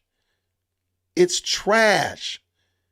And just accept that you're not going to bring justice for Donovan Thomas. You're not going to bring justice for Threat. You're not going to bring justice. You're not going to do it because the Fulton County DA's office was unprepared to do so. That's it. You just got to eat that crow, accept it, and move on. So it's not anybody's fault. So back to this point, no. Nobody needs a cop a plea. If they do, they're admitting that they've done something wrong, and the state was not able to prove that. So you're just saying that I did it. Hey, it was me. I broke the vase. I was wrong. I broke it. But nobody was able to prove that you did. So now you're going to get penalized. Now you're going to get waistline management. Now you're going to get judged by Mr. Spanky when they weren't able to prove that you had done it. Now you done put yourself in the crosshairs. Man, kick rocks. I'm not studying that. Judge Whitaker's wrong for that. And I hope that nobody does. The only people that need to be doing that is the state. That's it. She may be waiting to after the redirect. It's possible. Let me say it like this. I don't think she's going to do it unless the pressure is enough and sufficient enough for her to make the right decision. I don't trust that Judge Whitaker is going to do the right thing. Because y'all do realize she still has not addressed Doug Weinstein's motion to move this along. Remember that? I don't remember her actually deciding on that motion. Now, she's been tacitly, trying to encourage people to move along. Hey, this is, what is that? Cumulative. She's doing that, but she hasn't actually spoke on that matter. So no, kick rocks, Judge Whitaker. No, y'all just no. I wouldn't take no phone calls short of, I'm sorry, we're dropping charges. That's the only phone call I'm taking this week. I'm at the beach. I'm at the lake hanging out with my people. We're eating and enjoying ourselves. We're eating potato salad without raisins in it. We're having a great weekend. Nobody from the state can call me unless you're saying, hey, we're dropping these charges and please accept our unmitigated apology. We are going to invest some money in helping Woody better himself and get a high school GED. We are going to apologize and we'll be in the next rap video from YSL. I don't care, but there's nothing. Right? Come on, y'all. Okay, I really had intended to, I have like 12 videos and clips to go through from the case, but y'all keep putting out these good comments. I don't even know who D-Tan is. Welcome to the channel. You're now in 0-second timeout because you done thrown me off. So put him in 0-second timeout. Everybody put D-Tan in the chat. I don't think Woody stole that man's stuff. He was lying. And D-Tan just said it. Woody is too smart to answer a stolen cell phone. I mean, come on. A street dude is going to answer a stolen phone from the person that he stole. I mean, the phone of the person he just stole it from. Okay. If that's what you want me to believe. Thank y'all for putting D-Tan in the chat. Absolutely. He didn't steal it. He was lying. He was lying. I'm sorry. There's no other way you're going to make me believe that this dude proficient in streetology, dare I say a PhD in streetology. And he said the door was open. Yeah. Okay. And I'm sorry, that just doesn't. Now, my dad leaves his car doors open. My dad lives in a small town. Gang violence is not as rough on his side of town. That would probably it would make sense. But you in Mechanicsville, I'm sorry. I just didn't wake up. I just did not wake up to believe that.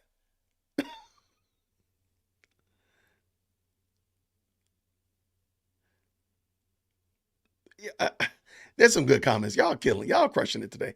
I'm trying to get to these other things. And somebody keeps sending me tweets about this doggone the judge telling people to move it along. No, I'm not moving nothing along, Judge. You move it along or the state moves it along. I, as a defense, all I do is respond in kind. That's it. Y'all come in here prepared, I'm prepared. Y'all come in here unprepared, I'm still gonna be prepared because I'm a professional and I'm doing this, I'm fighting for my client. That ain't got nothing to do with me. What they're doing, that's on them. I'm sorry. There's nope. I got a video of me saying no. I need to find it. Nope. No, because no. I'm sorry. There's no way. You're admitting that you're losing. No. I'm not going to use a boxing or mixed martial arts example. I'll save that one. I've done that one before. I want to use it again, but you got my point. No. Now, Rico really incompetent county officials. I'm going to show you the one in Florida. I have full confidence that these people know what they're doing in this RICO case that we'll look at in Florida. They do RICOs every other Tuesday in New York. I have full confidence that they know what they're doing up there in New York. I'm sure there's some in Chicago, or we can go out to the West Coast. I'm sure there's some. My point is, this is incompetence on display. And Atlanta, Fulton County DA should be ashamed of ourselves because we are putting on display the full incompetence of this particular office. It's a shame.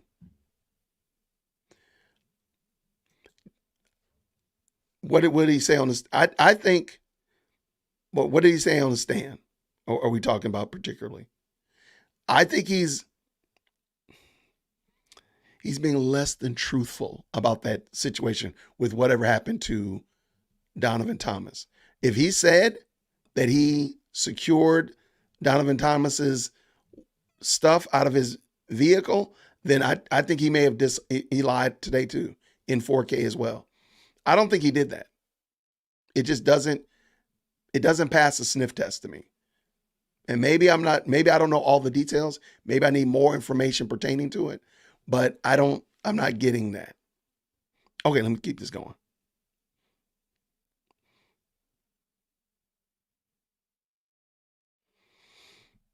Yeah. Like, let me go back to this comment right here. Let me go back to this real quick. If Judge Whitaker wanted to be fair, everybody would have to give up something. Everybody wins, everybody loses. So the state offers sweetheart plea deals. The judge offers bond for these men.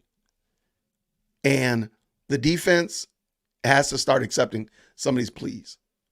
I mean, they got to be sweetheart deals, though. You can't be giving me no craziness. But on the same note, if you want us to move along, then give these men bonds so they can go home and spend time with their families. Then that's the trade-off. Everybody wins, everybody loses. That's it. The state, the defense, the court, everybody's got to give up something. Everybody gets something. There you go. And nobody's chest bumping, nobody's end zone dancing, but everybody got something out of the deal. There you go. That would be my resolution to it. So, but again, Judge Whitaker is telling the state and the defense that they need to come up with something. But no, what about you? Why don't you just give these men bond? That would be life-changing, not life-changing. It would be definitely a good look. Okay. These are some great comments, y'all.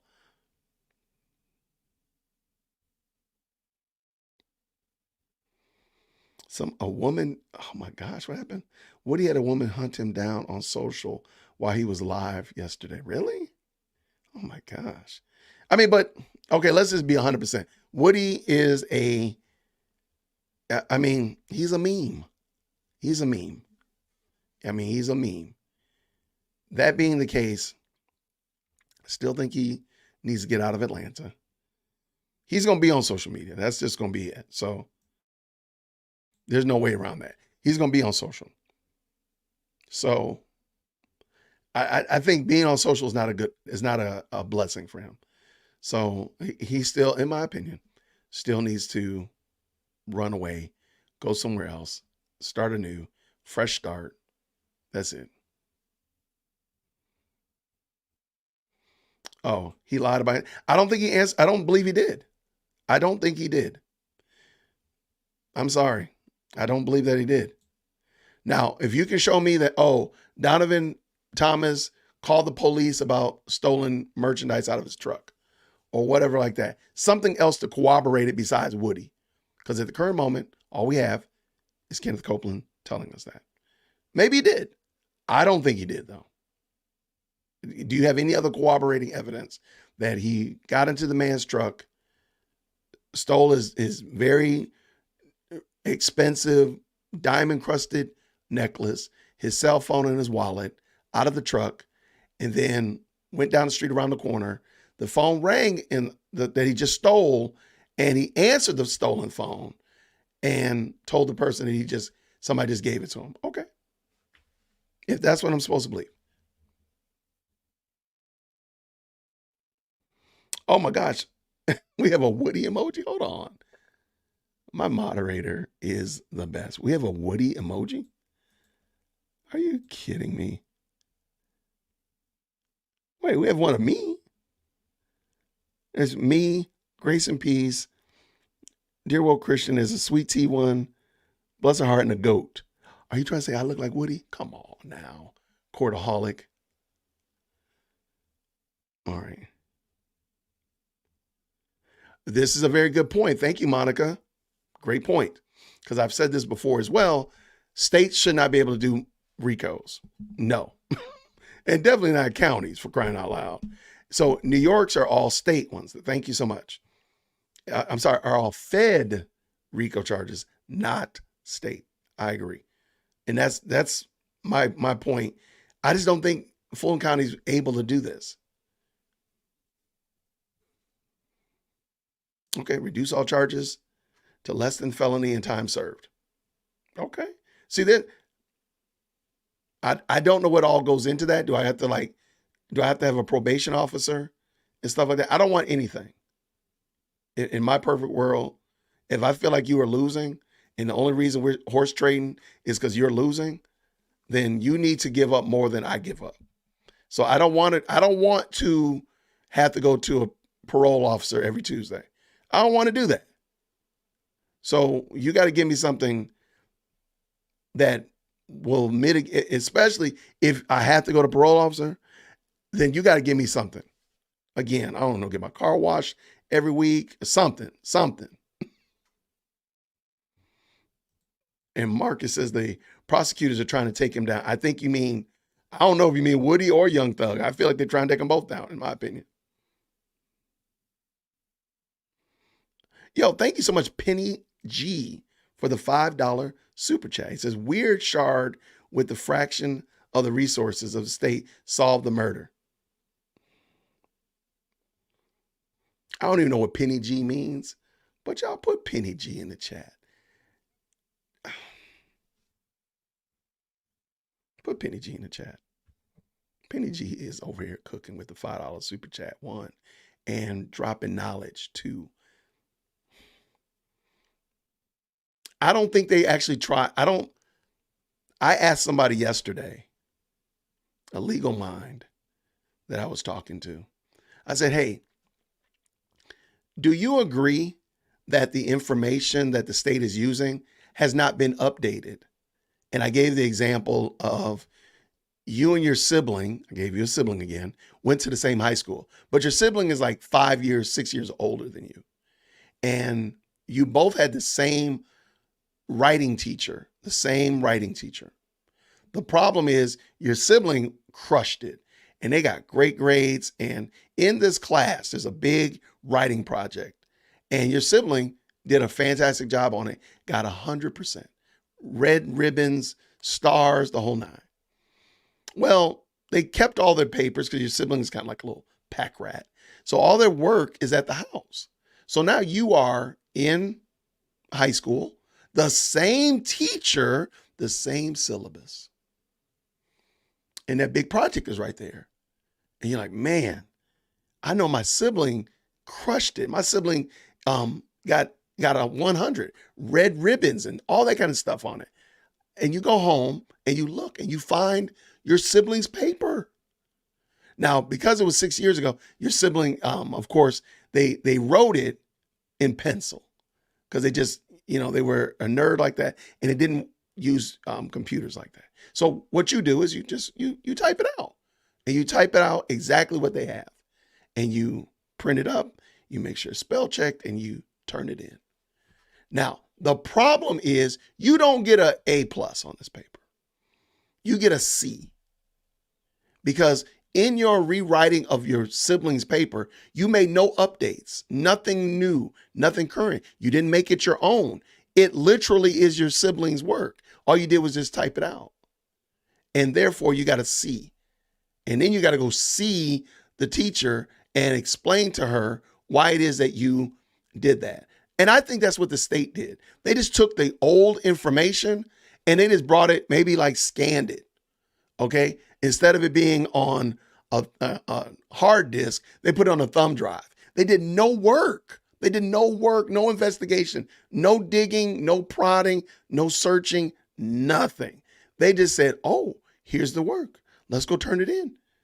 Boom. Oh, I'm sorry, they put the name on it. Boom. And now they're worrying about why they're getting shellacked because they done no work. And Brian, Max Shard showed us in 4K what that looked like. When he sat there and tore apart that. Now, granted, he's got some extra motivation because his client is hit with the most charges and is the one that's up for life. So he's got to work a little bit extra. But that motivation caused him to find stuff that not only probably put a huge doubt over his client as it relates to his guilt in this case, but also excoriated how ill prepared the state is. You couple that with what Brian Steele did, and it was a crime. I mean, they should get brought up on RICO because they butchered the state this week. All right, let's see.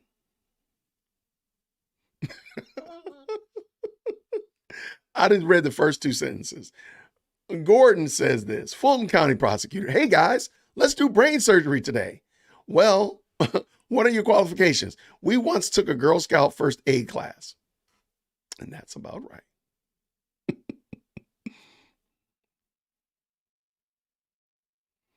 And see, most people are agreeing, and I think this is probably what needs to happen. And Maya agrees with Monica that most RICO being done by the feds seems far more appropriate everywhere, especially after a fiasco of this case. I do hope that's the byproduct of this case, whether they win or they lose, whether it comes out or they get mistrialed and kicked out. At least they'll say, you know what? The states no longer can do these things. This always needs to be a federal situation. Yeah, I just hope so. All right, let's see. Feds don't, but see, if Little Gambler says feds don't want this, this is all funny, 100%, then that's a reason why it shouldn't exist.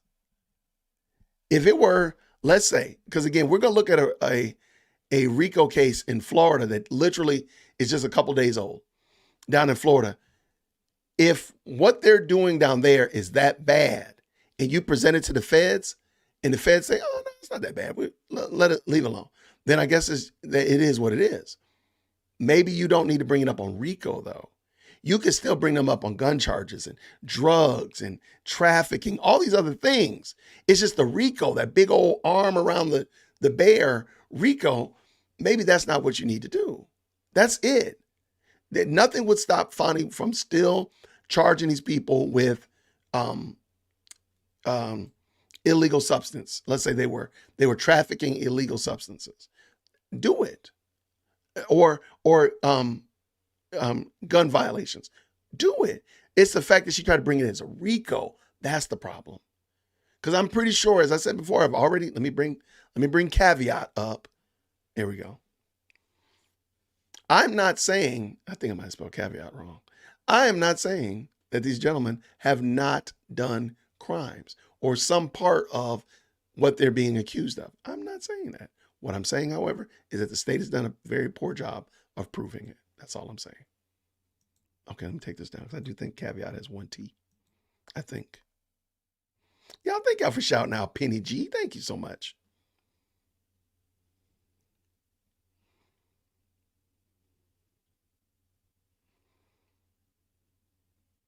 All right. Shard's story is much more plausible because I think Shard did a much better job. Oh, this is what I want to talk about. Because it's RICO, you're taking tons of little situations and issues. The fight at Club Crucial, the shooting of Lil Wayne's tour bus, the Green Store, Rich Homie Quan's father's situation, shooting at Kenneth Copeland and his baby. All these things. You're taking all these things and you're trying to weave them together, and they're not meant to be joined together. It's kind of like playing with Legos and Lincoln blocks and Hot Wheels cars. They don't fit together. No matter what you're trying to do, you can play with them, but they're not going to fit together like Legos do or like Lincoln Blocks do. It doesn't work. You're gonna have to do some cobbling and some shenanigans and hijinks, but at the end of the day, they don't fit together. And these things right here, they're trying to fit these things together and create this story, this narrative that these things are all combined together. When in honesty, in my opinion, they're not. They don't. And they won't. And so therein is the problem that this RICO is creating. You're trying to create something that you're trying to bring things together that don't work together. It's kind of like, square peg, round hole, but on a much greater scale. You don't have to do that though. You could literally just say, hey, the Little Wayne bus shooting, the shooting of the gambling house, again, all these little things, you can bring up charges on those things. You don't have to bring the whole thing together and call it a gang RICO because it's fumbling, it's falling apart.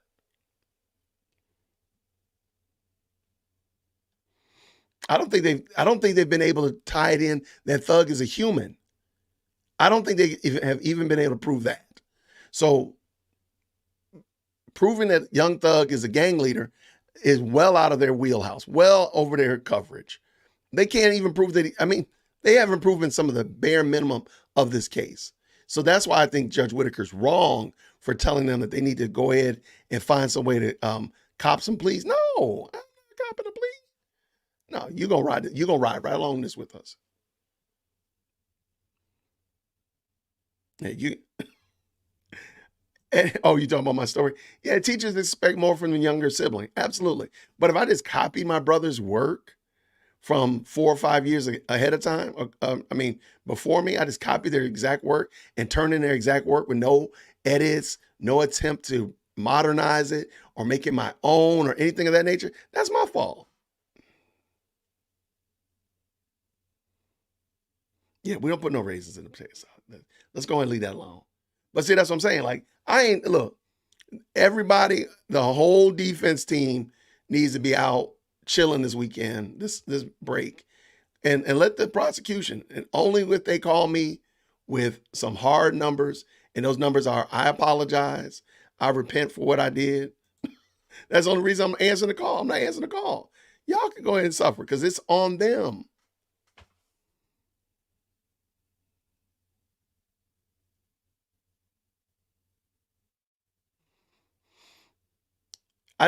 Somebody said it was a meme, or I'm sorry, somebody said it was an emoji. I don't know if it was on my channel. I don't see it. If it is, I'm looking again. I don't see it. Wait, there is something. What is that? What is that?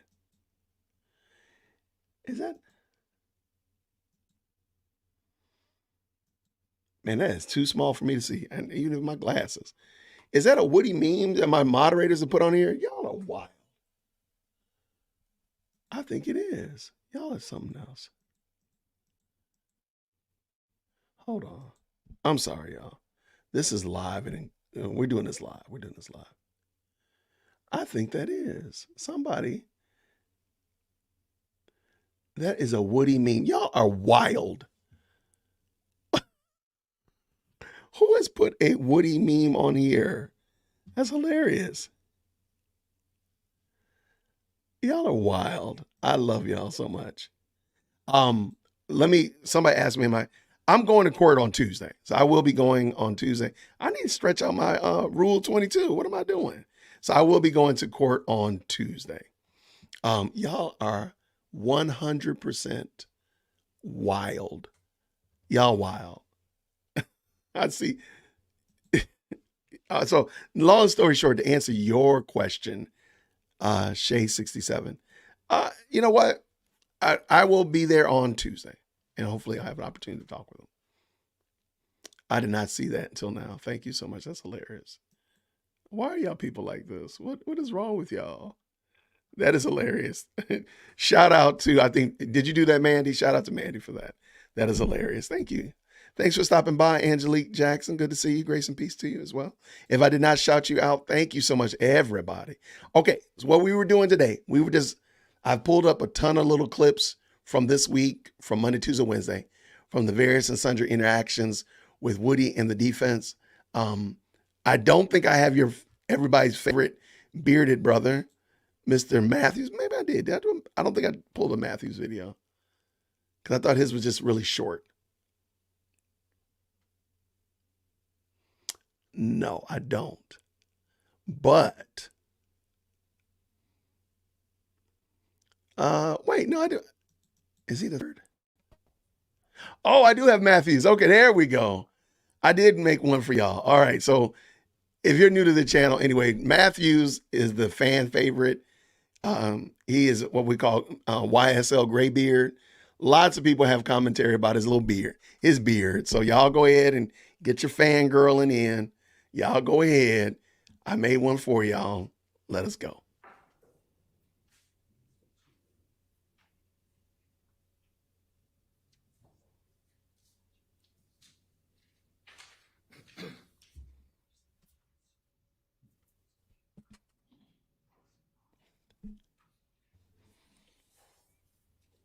Good morning, Mr. Copeland. Good morning. My name is Carrington Matthews, and I represent Mr. Marquavius Huey over there. We're about to look at a certain exhibit, a certain picture that the state showed you a few days ago when you were on the witness stand. It was a picture of you and Mr. Huey and someone that you referenced as Nard at a restaurant. Do you remember that? Yes. Okay. That particular photograph, can you pull it up? Okay. It was taken at Mr. Pig's Smokehouse at 1992 Donald Lee Hollowell Parkway in Atlanta, Georgia, right? On Bankhead. On Bankhead. And that is probably about 20 plus minutes from Cleveland Avenue, right? Probably for, yeah. It's about that same distance, or give or take a little bit more, a little bit less from Mechanicsville, right? Right. And it's a barbecue spot, right? Yeah, they sell barbecue food. When you all went to that barbecue spot, it was in broad daylight, right? Yes. Went there for some food, right? Yes. I'm going to show you this photograph, and I want to talk about it. The state is going to pull it up. Now, you've not known Mr. Huey that very long, correct? Probably a couple months. Okay. And you were at this particular restaurant with Mr. Huey and Nard on this particular day. And in this photograph, I want to talk with you about it. In the photograph, someone wrote, you can tell us whether it was you, I am this. Do you see this photograph here? Yes, I see it. Okay. All right. Let's talk about it. Is that you in the middle? Yes. And this is at Mr. Pig's Smokehouse on Donald Lee Hollowell? Yes. Okay. Now, you have your hands together. Is that correct? Yes.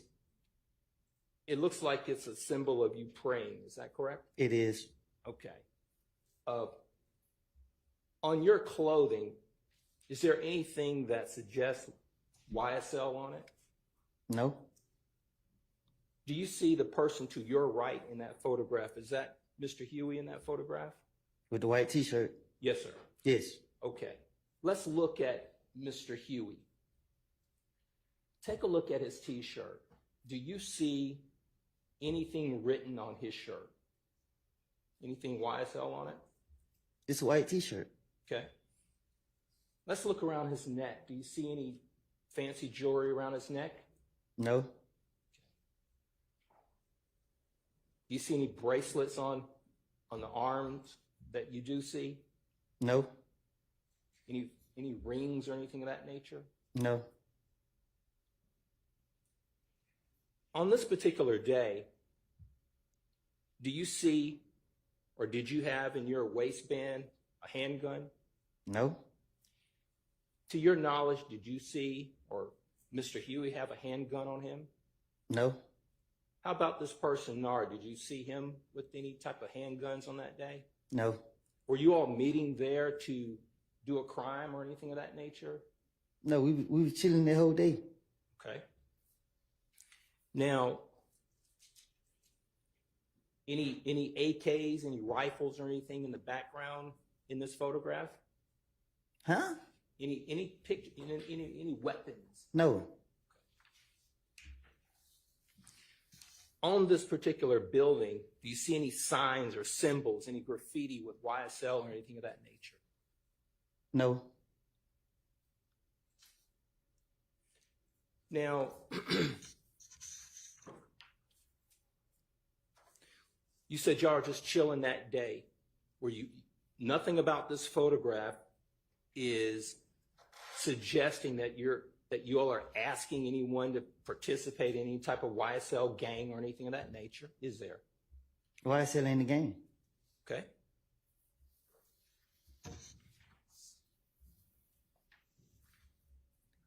And I see on this particular photograph, it says, I am the streets, out now on all platforms. Tell this jury what is I am the streets.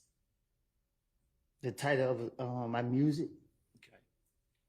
So, and is this 725 Woody, that was your Instagram moniker at that time?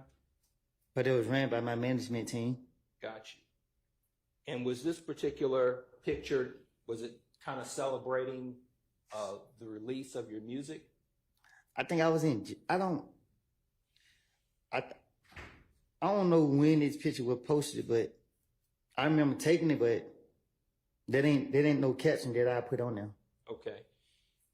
And tell the jury, when you had your hands together like that, what were you representing, or what was the message you were sending with your hands together like that? Peace.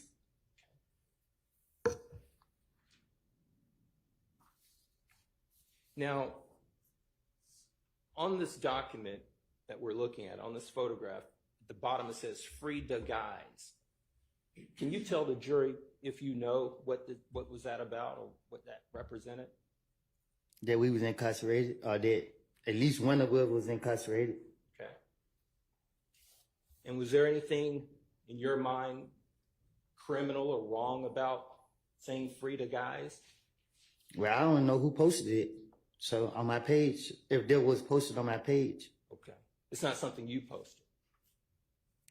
I didn't have a phone in jail, so no. Okay.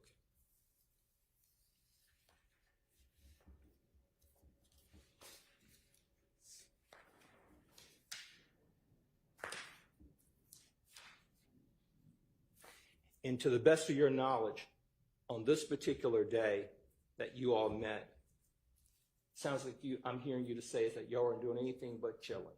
Right. Nothing more, nothing less. That's all we do. Not meeting up to commit any crimes. Never. I was doing the music, focus on the music. That was it. The clothing that you're wearing there, I notice here these particular jeans, and there's red on the jeans there. Is that the way those jeans are made? Yes. Does it represent anything to do with any type of gang or anything of that nature? No, that's how I bought them. It's a broken heart. A broken heart. On my pants lid, yeah. Gotcha. I actually still got the pants. Okay. And is it fair to say that you guys are relatively neatly dressed urban gear? I thought I was. Kind of fresh, right? That's what I thought. Okay.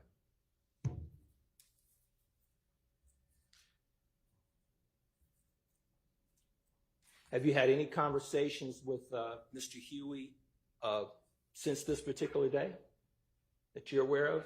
I don't know what you mean. Have you talked to him? What you mean? Have you had any conversations with him? In other words, do you... After this? Yeah.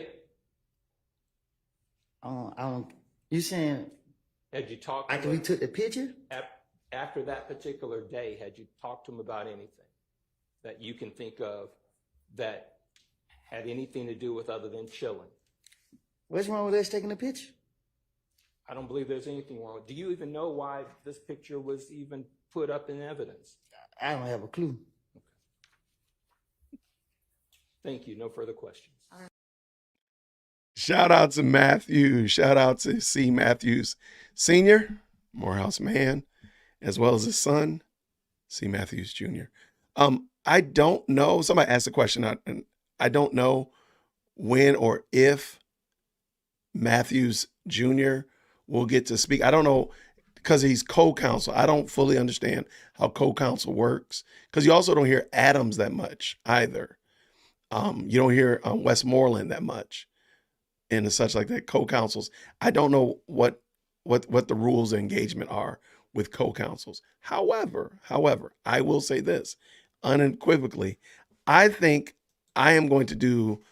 It is time for Dear Woke Christian to go do some on-site research for the sake of the community. I think is the right thing to do. So they were at Mr. Pig's Smokehouse, and I know exactly where Mr. Pig's Smokehouse is. I think it's the right thing to do. I think I need to go check this place out. Because Matthew said that there's no, there's no gang symbols there. I need to go check that out because I think I need to investigate and bring back some on-site information about this place. I think so. Dear Woke Christian really likes barbecue. I'm pretty proficient on the grill game. So this right here, I think I need to go inspect this out. Check it out. I think that's what I'm gonna do. It's also like lunchtime, so I'm probably hungry too. I think I need to go check this out and see if, are they doing this? Is that what they're doing? I think I need to do that. So I think that's what I'm going to do with the family this weekend. I think I'm going to take them. We're going to go inspect Mr. Pig's Smokehouse and see if it's all about that game. But anyway, yo, thank you so very much. What we got here? Thank you, Regina, the godmother. I was a secretary in Fulton County grand jury for the APS cheating scandal. Wow. I used to be an Atlanta public school teacher, not during the cheating scandal. I was not during the cheating scandal, but I was an Atlanta public school teacher. Fonnie cut her teeth on Rico then. 100% appropriate. Okay. I don't know if the only reason I can give you, and I've said this before, the only reason I think the APS cheating scandal, if you're not familiar, Atlanta Public used to give bonuses to teachers as their kids progressed and moved along. It was a merit bonus. So if your kids did well one year, you would get, it could be something as minuscule as like $500, a $500 bonus, but then there could be some larger benefits as well.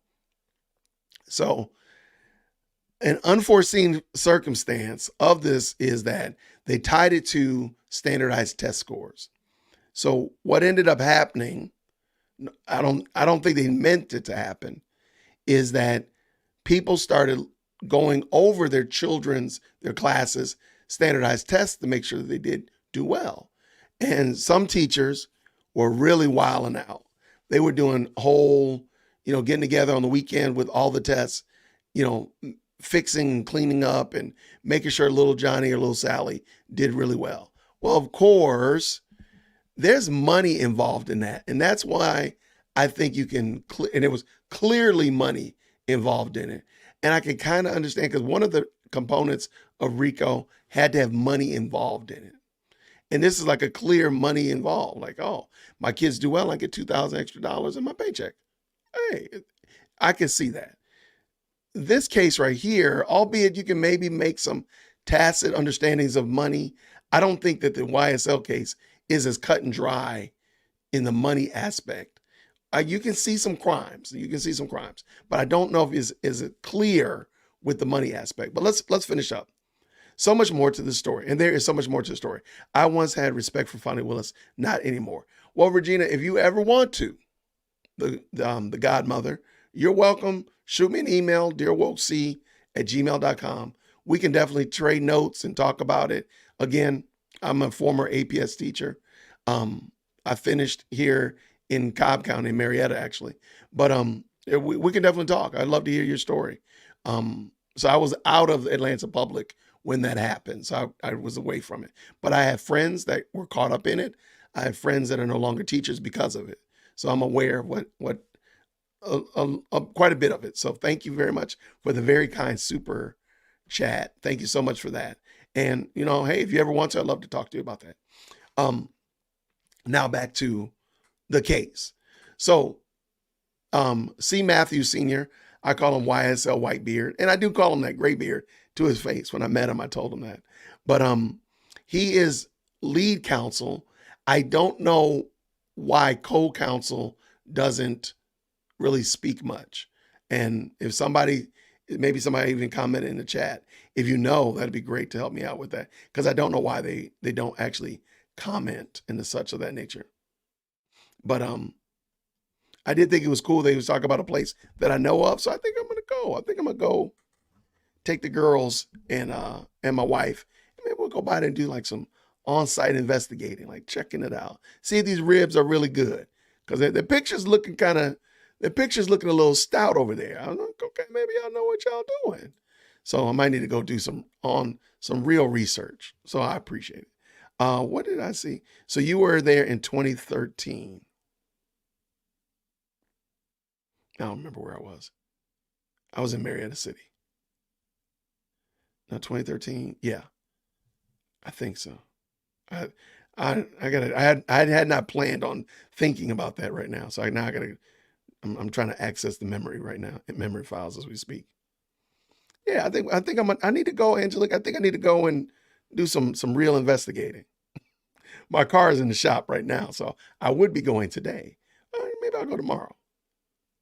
We'll see if I get my car back tonight. Maybe I'll do that. Okay. Oh yeah. So no. Somebody did ask that question. Thank you, Richard. No court until Tuesday. So they're off today, Thursday, and Friday. Of course, the weekend they're off Monday because of the holiday, and court resumes on Tuesday. Yeah, come to the Discord if you're a member. Please come to the Discord. Oh, that's where I'm doing the restaurant review. Okay, I guess I'm doing a restaurant review for members. Appreciate it. I don't think this case should have been RICO. I'm a little bit squeamish about even the Atlanta treat. Start again. I'm still a little squeamish about the Atlanta cheating scandal, but I understand that one a little bit more. I don't think it was as RICO. When you look at other cases like the ones in New York, and I'm gonna show you the one in Florida tomorrow, those ones you see RICO all over the place. Like, these are some very serious crimes, and there's a lot of people doing it simultaneously. Teachers cheating on a standardized test and correcting kids' standardized tests, I don't know about that one. So, I understand it's already gone, so it's already in the rearview mirror. But I just don't know if I agree with that as much as with, again, there's some real gangland type stuff that I think would definitely be much more.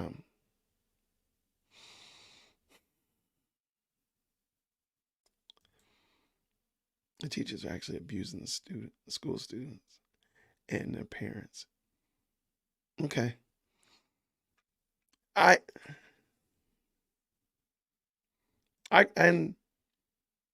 might need a little bit more information. I'm not disagreeing with you. I just want to make sure I understand fully what you mean. So again, you are welcome to email me. We are not combative or anything like that. I just want to make sure I understand completely.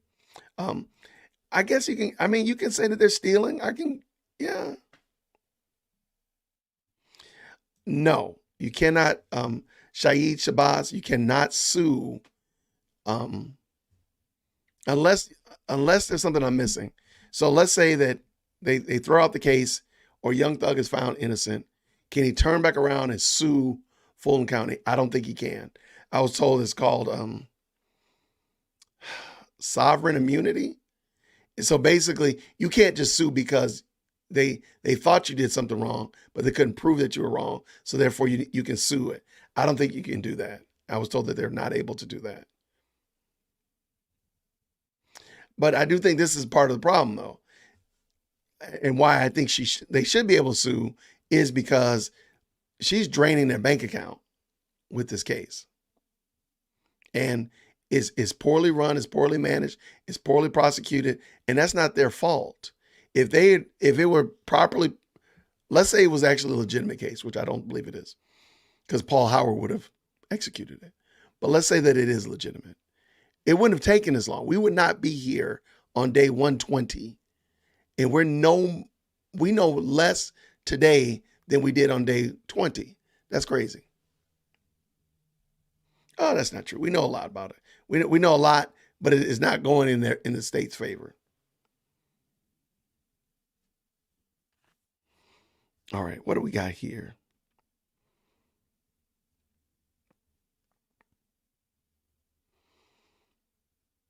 Yeah, anytime, and since then that's I don't think they really thought about that. I really don't think they thought about that. I don't think they did.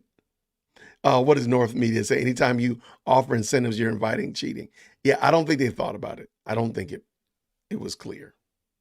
It was a well thought out plan.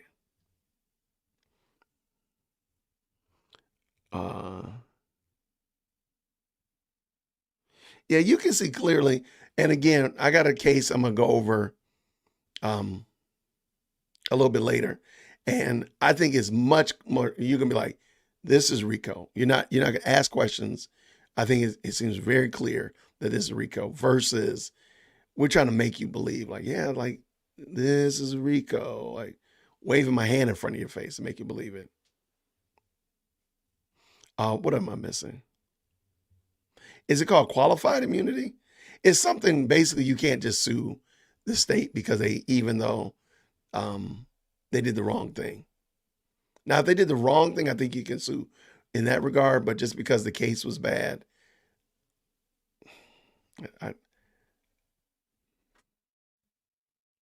they will get the attorney fees back. Okay, if they win. Okay. Maybe, hey, y'all might have won me over. Maybe I was wrong. Maybe they can. Maybe I don't know. There's a lot of people commenting, of course, Richard, as well as a little gambler, he says this, they will get their attorney fees back if they win. That'd be dope. That'd be great. Because I know whatever Young Thug paid for Brian Steele, he earned that. But then they could possibly maybe they have a civil suit, defamation of character. Okay. Defamation and damage. I don't know. That's a good question. I don't know. Oh, so North Media says you cannot sue. I know Fulton County fumbled my son's murder case and I couldn't do anything. Wow. Man, that is sad. I'm sorry to hear that, North Media. But I mean, this might be a good solution right here. Pink slip. I look like David Banner. I appreciate it. I appreciate it.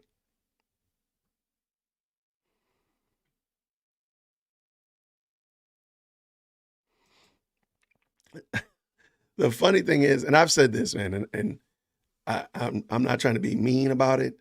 That courtroom is cold. And for them to be talking about it being hot in there, because you hear Judge Whitaker sometimes talking about it being hot, and I've heard Adrian Love complain about it being hot. Like y'all doing the most. Either your conscience is burning you up inside or whatever, because it's cold in there. So, I mean, I was sitting there in a sweater. I'm like, I cannot believe I'm wearing a sweater in here. So, and it's every bit of hot outside. So that's wild. But we will see on Tuesday. There should be no immunity in this situation. I don't disagree. I don't know. I just hate that a entity can sue you and say, oh, we lost, our bad, and just walk away. Like, that's crazy to me. But hopefully something good. But they're saying, I mean, people are saying things like the state has to refund attorney's fees. That would be great. If they do, that'd be awesome.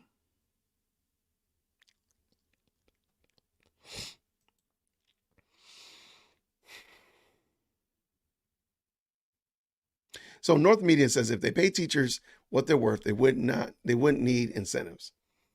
That is true. The problem is there is a true, all right, this is going to be a story time with Whitaker.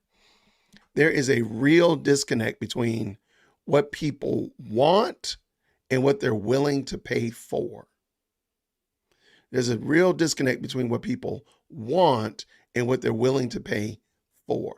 People want an educated child. People want an educated citizenry.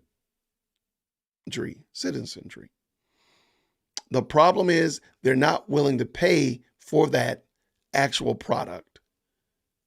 They want to pay they want to put in the least amount of effort and pay the least amount and get the maximum out of it. And it's just not working.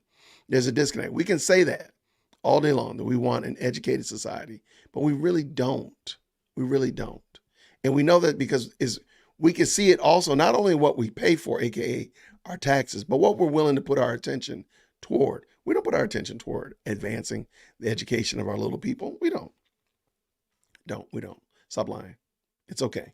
Just admit it, and then that's the first step in finding some kind of resolution. We don't want that. We say it. It's right. Because nobody wants to say, yeah, I want my child to remain uninformed and uneducated. Nobody wants to say that. So we tacitly say that we want our children educated, but we don't actually put in the work to see our children become educated and actually better than us. We don't do it. We don't do it. We don't. And so therefore we put ourselves in a situation, we put ourselves in a situation where we need to do horse trading to get teachers to do more work when all you need to do is just pay them better. That's it. And yeah. So that's my little rant about teaching. But I do think that we need to have a serious come to Jesus about the education system here in the United States. I'm just going to say it. We need to have a real conversation about it. Not this political bantering, but parents and communities really need to have a conversation about our education system, because therein is the problem. We are not demanding it. We're not. You have more choices as it relates to types of vanilla ice cream than you have in education. And I think it's fair to say that vanilla ice cream is a little less important than the education of our children and the next generation. But we just seem to let that slide. So that's my little 2 cents, my little mini rant. Maybe one day I'll have to go in and really unwrap that one day and peel back and really spread it out. All right. I think you're probably right, John C. Sometimes lawsuits can be brought, such as wrongful death and negligence resulting in death. I don't know all of the ins and outs of it, so I definitely unequivocally am disqualified from commenting on that because I don't want to say the wrong thing. D. Williams. Why is D. Williams lawyer not saying anything? Okay, so, all right. We got several defendants. They're all being brought up on RICO, but all of them are not being brought up on the exact same charges within the RICO. So let's just say, for easy math, there are 10 charges that everybody's being charged for these 10 things. However, Jason might only be being really brought up for charges 2, 3, and 7. But Jimmy over here might be on 1, 2, 3, 9, and 10. You see what I'm saying? So long story short, Woody might be a star witness, but let's say he said nothing about the charges that I'm brought up on. He doesn't even bring my name up or anything like that. So my attorney isn't really fighting Woody on my behalf. But let's just say for Jimmy over here, Woody calls Jimmy's name out all the time. I think, who was that? Stillwell. Stillwell was always being brought up in reference to Woody. So that's why Shard needed to get up there and really bring to light and really fix this situation because it was problematic. But then like Huey at the smokehouse, bring the smokehouse back in. There it is. At the smokehouse, well, there's just that one little instance where they tied Woody and Huey together here at the smokehouse. So that's why Matthews got up, kind of shed some light, share what he thought, help Woody narrate the story, and then he got out of there. So not every attorney or every client.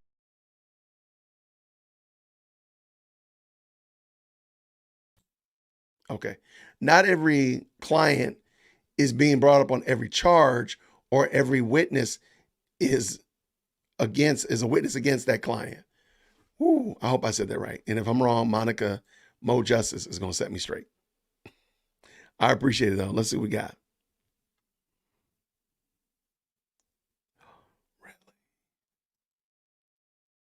All right. He says, Free YSL says, I believe a pain and suffering lawsuit attaches to each wrongfully accused day served in jail.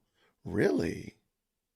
Man, well, I don't know. So I really hope that they're able to get something out of it, some kind of resolution.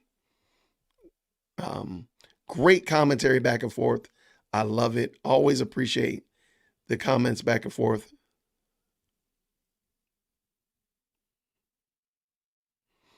Al says this trial has been filled with prosecutorial misconduct. Amen.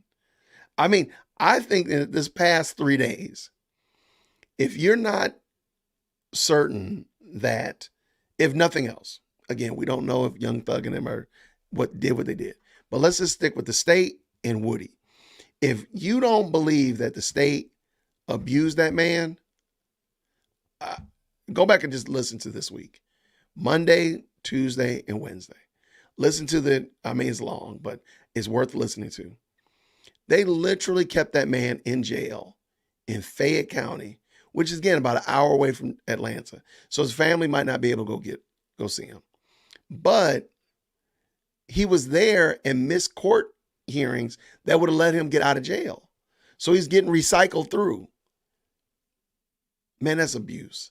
And then for y'all to come down there and be like, oh, we can get you out of here. All you got to do is tell us about this story.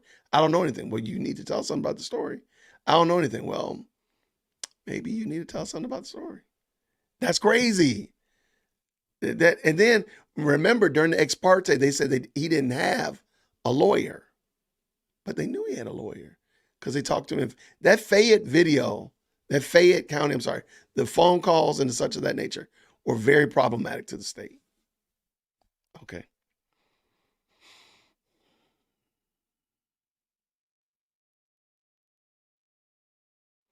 All right.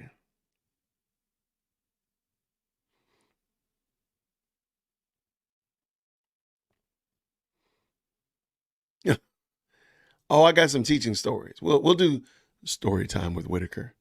We'll do that. We'll do it on another day. Yeah, this is a perfect trial for TV. That is unequivocal. I don't think they planned it, but this is a perfect trial for TV. I tell people this is the modern day O.J. Simpson trial. So I don't know where you were, what your age is or whatever. Wherever you were with the O.J. Simpson trial, this is the exact same thing for this generation. They will be watching on their phones. They'll be on Instagram. They'll be on YouTube whenever the verdict comes down or whatever. This is the modern day O.J. Simpson trial.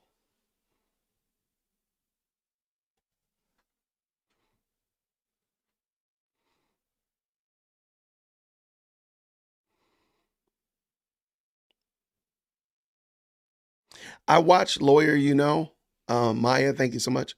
I've watched Lawyer You Know, but first of all, there's a lot of them, and I'm trying to keep up because I'm learning about this. I am not a legal expert. I'm a pre-K law student. What does that mean, Jason? It means I know absolutely nothing. I'm learning this and talking about this and the such of that nature, getting corrected, get a phone call from somebody and say, Jason, you know you was wrong about that. Or reaching out to somebody, or they're in the chat. So I try to keep up with as many of them as I can. How did the media not know that Woody was going to show out ratings? I don't think they expected. I don't think the Atlanta news expected Woody to become a meme like he's become. I don't think they expected that.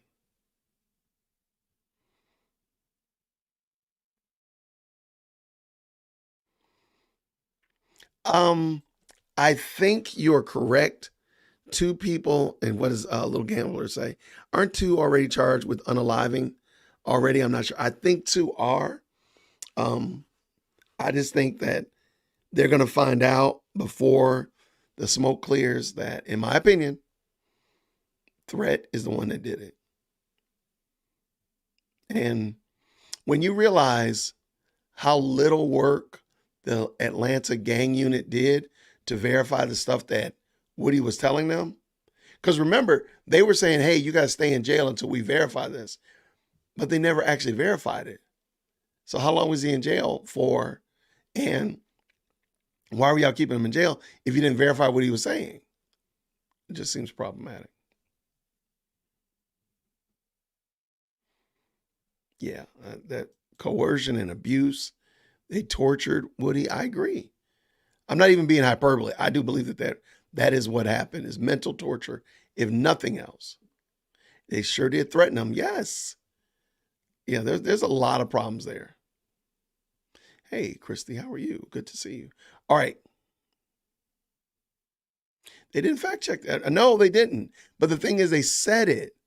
And that's where I think the state is complicit, because they assume that what the police said was correct. Why don't you trust but verify? Why don't you say, yeah, I got you, but can I see your notes? Well, then we're not going to bring up something that we don't have proof and evidence apart from Woody. Because imagine if they had corroborated everything that Woody said in those interrogation videos, we'd be having a different conversation. Because they probably wouldn't have brought up certain things because we couldn't corroborate it. We could not find proof or evidence to this. Like, this is something that's weird. Woody tells a story of them shooting at him and his baby while he's coming out of the house. I do believe that happened, okay? But Woody says that he shot back and the car crashed down at the end of the block. Where are the people? Where are the humans that were driving the car that were at one point shooting at you? It just seems like that would, and okay, before you tell me that they got out of the car and ran off, okay, all right, fine. But it doesn't, the car itself seem to be a crime scene haven. There's going to be fingerprints. There's going to be gun casings, maybe a left phone or a left gun or anything else. Like, it just seemed like there would be like so much evidence in that vehicle because they crashed into a light pole and they ran off. So none of that stuff, it just doesn't comport to me. And I'm not saying that, I'm saying I do believe Woody was shot at. I do believe that he shot back. My only question is, did y'all not get any evidence from that vehicle? That just doesn't seem to work with me. Something that just doesn't work. Just something. All right. No, we're not buying Woody a white Bronco. It was a I'm having a rough day. It was a Blanco Bronco. See, I did that? No, it was a white Bronco for real.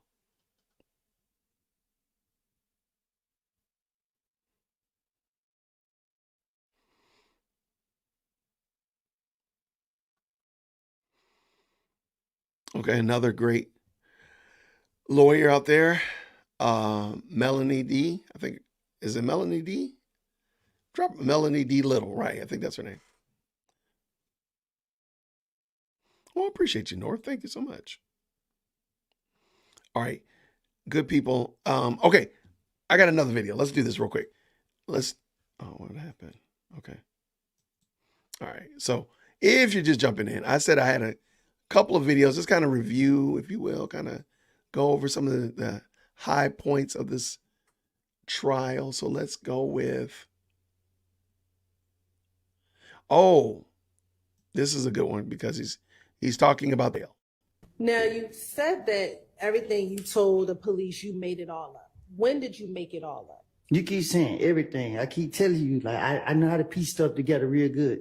The stuff you made up, whatever parts you said you made up, when did you make it all up? As I go.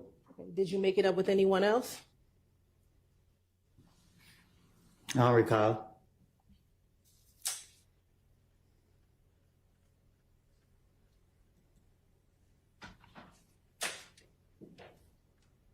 They looking at me like that. Okay. Mr. Copeland, isn't it true that you're supposed to be testifying under an immunity agreement? To be honest with you, I don't know. I don't have a clue about none of this stuff. I told y'all from the start, y'all to put me in here. Like, I don't comprehend. I done told y'all that time after time. I don't know what the immunity agreement is. I don't have a clue. Like, I'm up under so much pressure.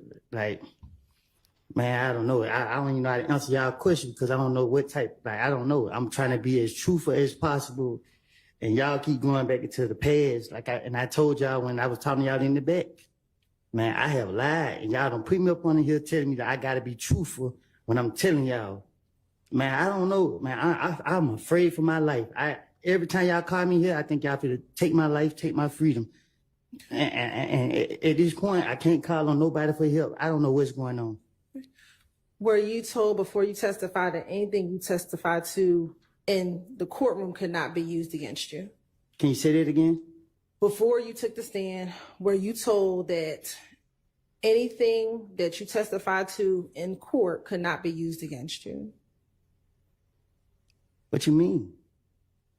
Before you took the stand, were you told by myself, Ms. Love, anyone sitting at this table, that anything you testified to could not be used against you?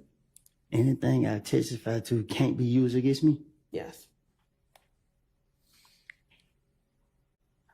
Yeah, I heard, yeah. Yeah, as a matter of fact, last week, didn't you ask the judge? You turned around and you asked her, nothing I said could be used against me, right? And you asked the judge? Okay. Okay. And isn't it true that under this immunity agreement, you were told that you could be charged with perjury? You say I could be charged with who? Perjury. I don't even know what perjury is. Okay. Were you told also in this immunity agreement that you could be charged if you committed false swearing? I was told, I asked specifically so I can understand. I asked you, I said, what happened when y'all locked me up? Y'all told me two things I go to jail for. If I pleaded fifth, and if I say that I had committed a crime that I didn't do. Okay. So I don't know what perjury mean. I don't know. I mean, I'm afraid for my life. And I told y'all that. I told it to my lawyer. I tell it to the judge. I tell it to everybody. Y'all got me up here. I don't know what's going on. And like I said, for the crimes that y'all charged me with, I went to jail. I did all my time for it. Y'all still bring me in here. I feel like I'm on trial at this point. I'm going to jail because I don't know. Y'all got me up here asking me questions. I don't know how to answer these questions. Y'all want me to be a witness to something I don't know nothing about. Isn't it true that even with the immunity agreement, you did not want to testify? Can you explain that? Sure. Even when you were given immunity, you did not want to testify. I still don't want to testify. And isn't it true that you feel that you were pressured by the state to testify? I feel like I was pressured by both sides, the state and the defense. Okay. And is it true that you told me in front of these jurors a couple of weeks ago you felt pressured to testify? And I still, right now, I feel pressured to testify. Because it's not like I'm up here to be, it's not, I can't sit here and tell y'all, nothing. I don't know what y'all want me, I don't know what y'all looking for. I didn't see nobody kill nobody. I didn't see nobody rob nobody. I didn't see none of these boys do anything. I did some stupid things. I got caught for the stupid things that I was doing. And I just went from there. Like, I didn't. And then y'all got me up here. And I told y'all before y'all put me up here, y'all came to talk to me on like a Tuesday or something. And you came to talk to me in the streets. And I told you, like, I lied. And I told you that. And then y'all still brought me in here. Isn't it true that you did not want to testify because you don't want to deal with the reality of being labeled a snitch? Miss Hilton, I was being labeled a snitch way before I had to come to trial when y'all linked that video out to the social media.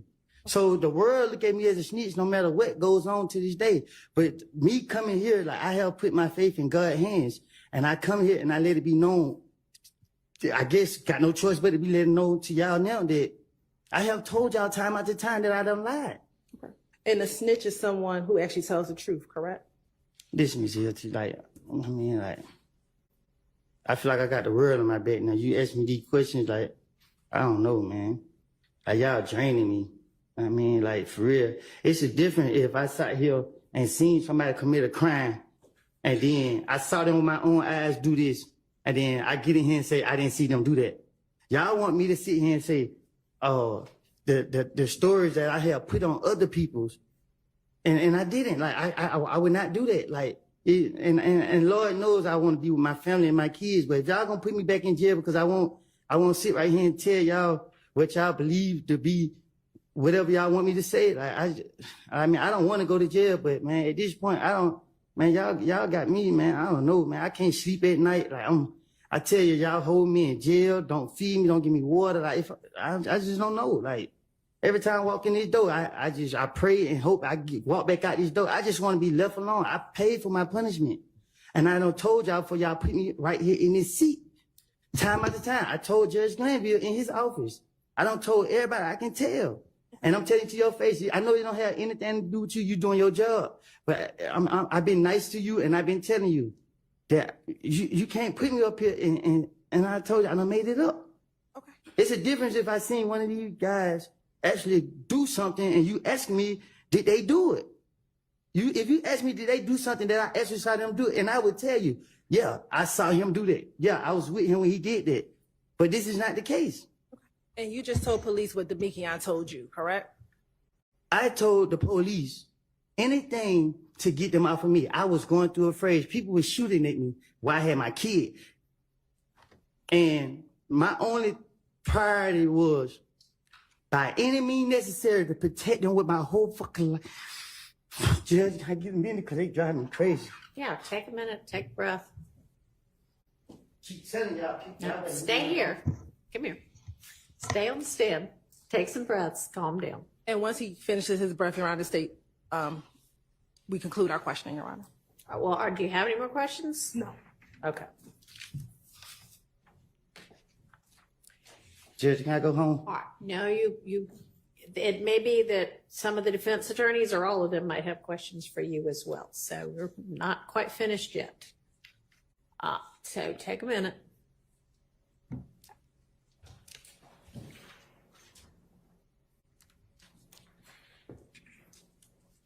Come on, Reg. I'm ready to get it over with. All right. Who's got questions for Mr. Copeland?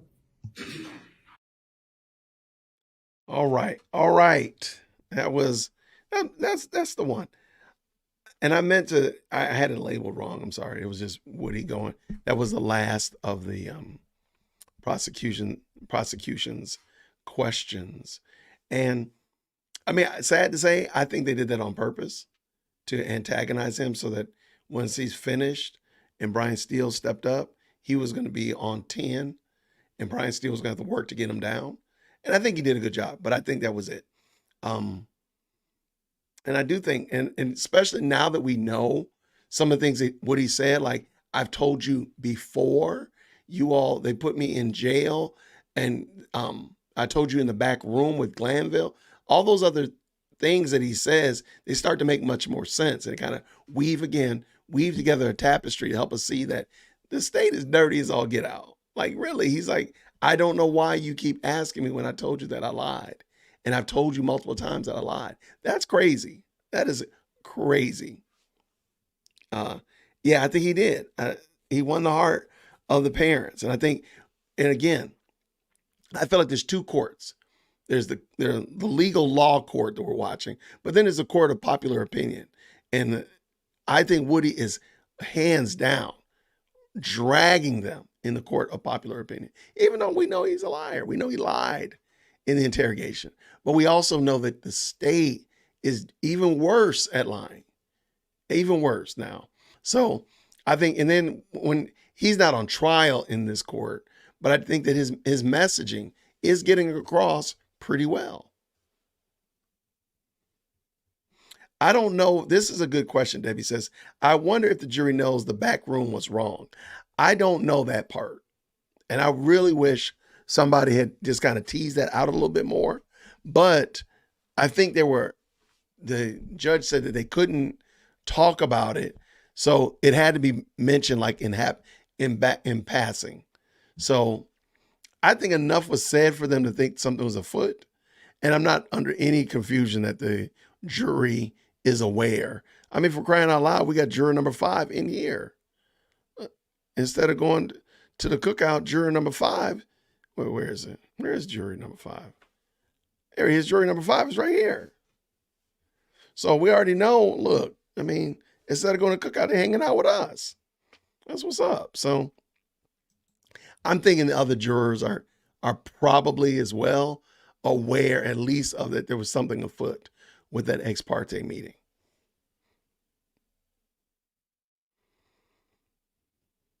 I don't know. That was a good point, Laura. I don't know what he meant by he was pressured by both sides. I don't know what that meant.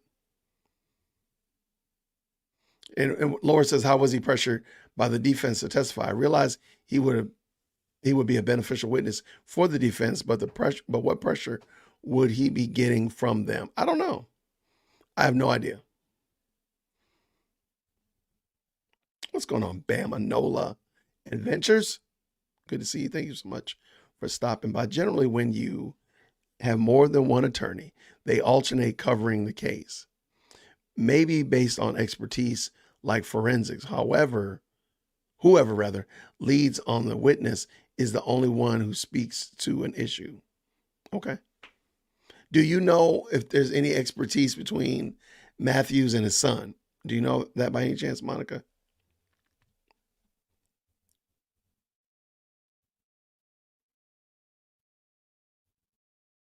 Yeah, and Maya said a great job here. Woody's actually doing some serious public service under duress, describing the jail, exposing long-term patterns of misconduct. He deserves protection. I agree. And yet, Angeli, this is definitely The Usual Suspects. I found the movie. It's on Amazon Prime. I might go watch it this weekend because I don't remember it's from like 1995. So that was a while ago. I was a wee lad back then. And I give up on the immunity thing. I don't know how they can make you take immunity. I don't get it. Especially if you're saying that YSL is so notorious and so bad, and I don't want to testify, you force me to testify, putting myself in the crosshairs. I don't get it. Because it does seem like it's forced. Because if you don't do it, you're going to throw you in jail. I was free yesterday. Now I'm going to jail because I don't want, hold on. That's crazy.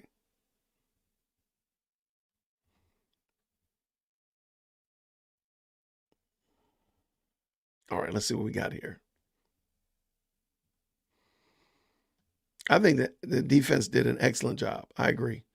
And I think it's highlighted or accentuated by the fact that the prosecution is so bad. I'm sorry, they are so bad. Like this, listening to Hilton, you wouldn't have thought that this was her star witness. Like, why are you not even being, to some degree, gracious to your star witness? Because y'all went and got him. Y'all drove down to the Fed and begged him, pleaded it with him to testify.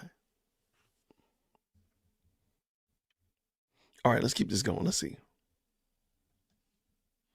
They don't call it the Dirty South for nothing, Lacey Ann. That's good.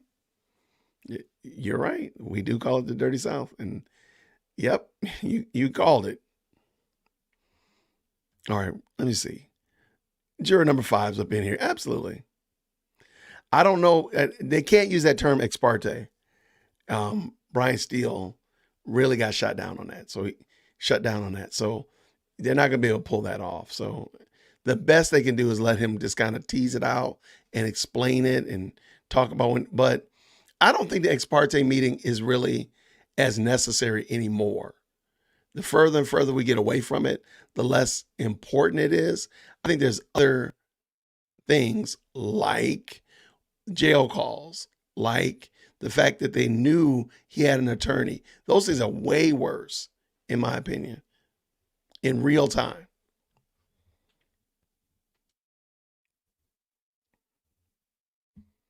All right, let me see again. Oh, you're juror number 7. I got you. Your secret is safe with us, fam. No question, no problem. Our lips are sealed.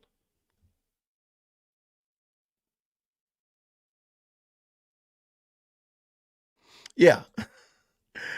Rochelle says, when Steele and Shard ask, were we in that meeting?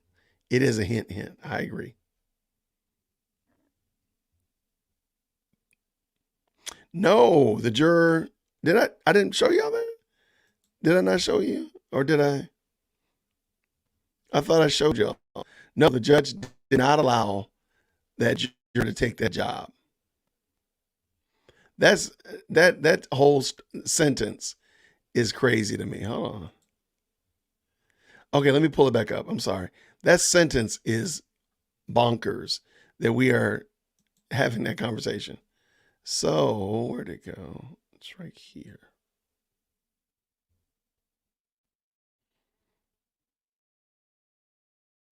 Okay, so no, we talked about the horse trading, but where is it?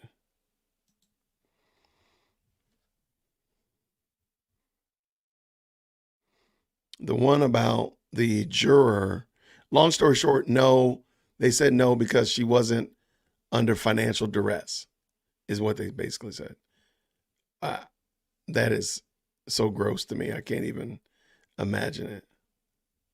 I'm trying to go live my life, and y'all are landlocking me to this foolishness because y'all can't figure up from down, your left hand from your right hand. All right, no, this is not it. Darn it.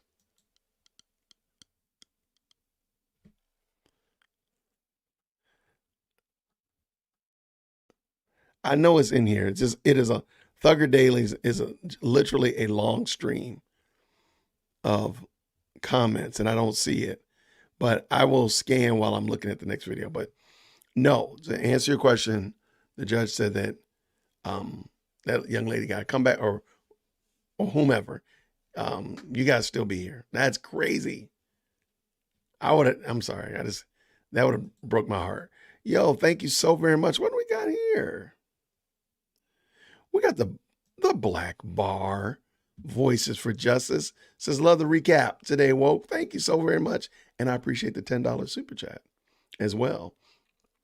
If we could, moderators, can we put the Black Bars podcast in the chat?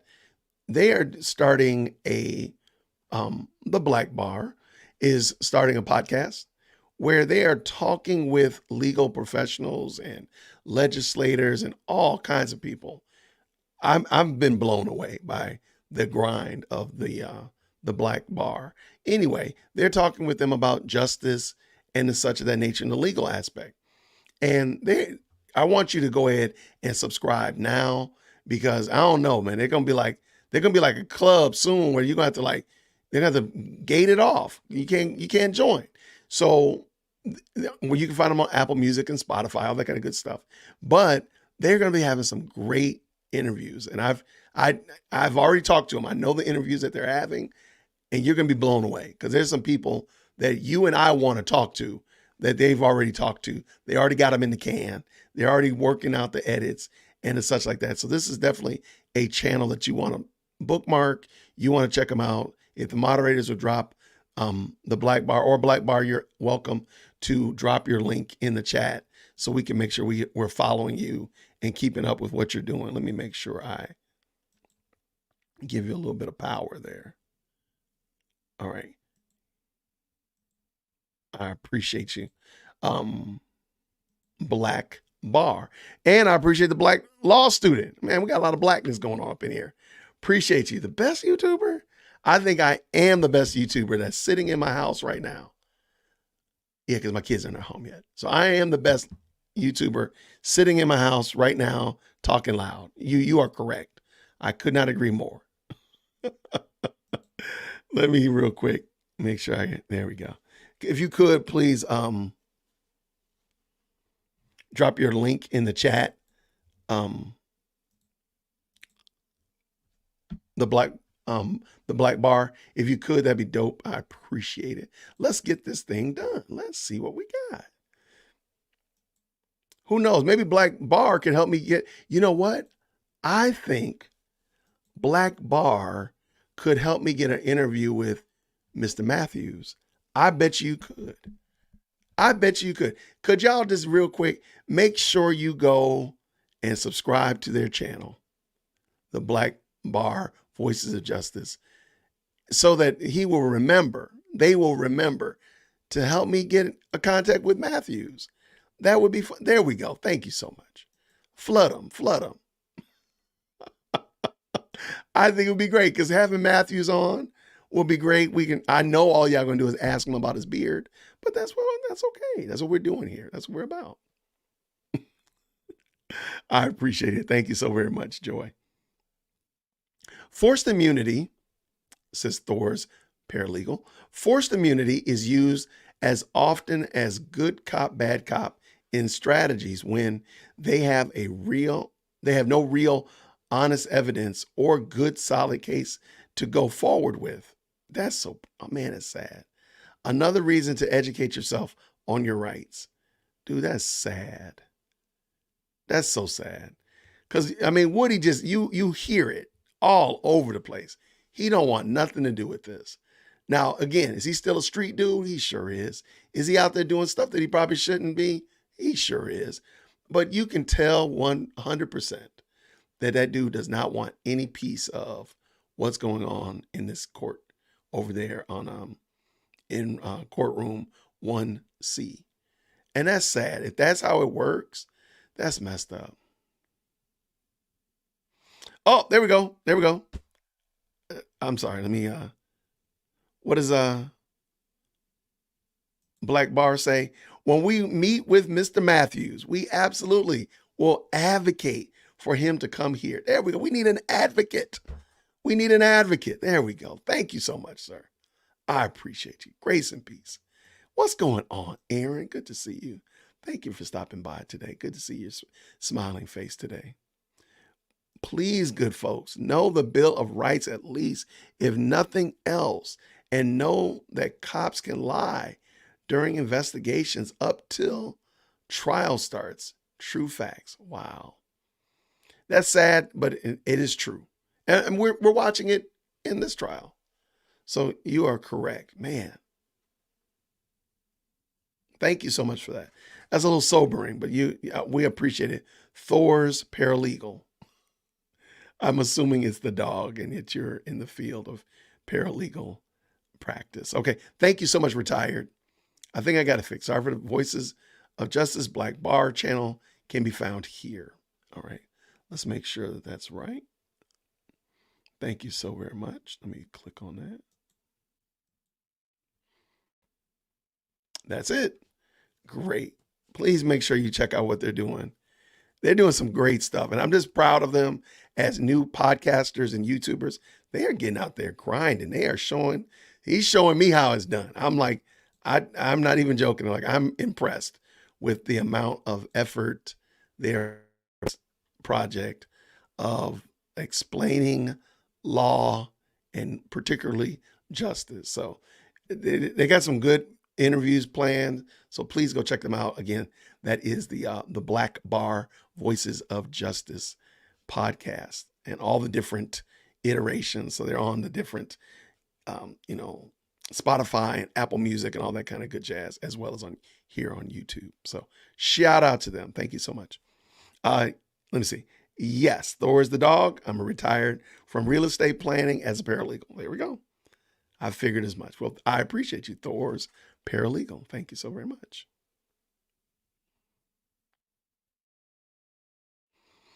Oh, Black Bar, if you could.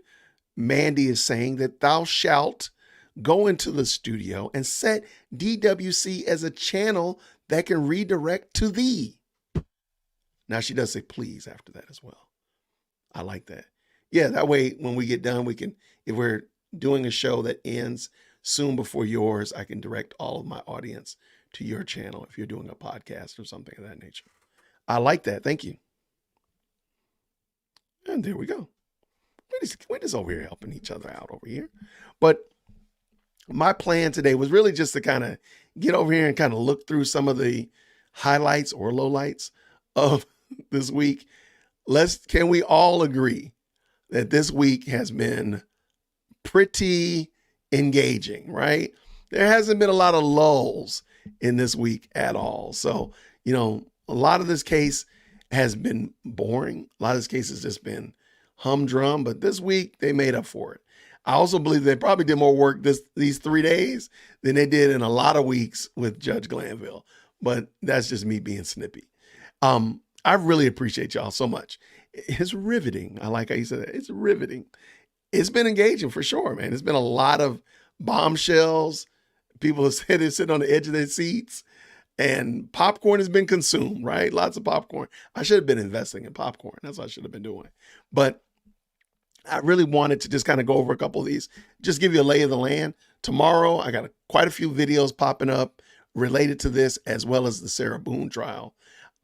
Tomorrow night, if I don't, I'm trying to engage with a mental health professional, because I asked a couple of shows ago about what is the mental strain of these long, drawn out trials on the jury. And some shout out to a couple of the subscribers sent me some fantastic articles about mental stress on jurors over long periods of time. And we were also talking about Doug Weinstein's motion to kind of speed this trial up, right? And so I reached out to a mental health professional, a licensed psychiatrist, not for me, even though some people will argue that I need it, but I wanted to interview her and kind of hear her thoughts as it relates to what happens to a jury over, almost a year, because this jury's been in here.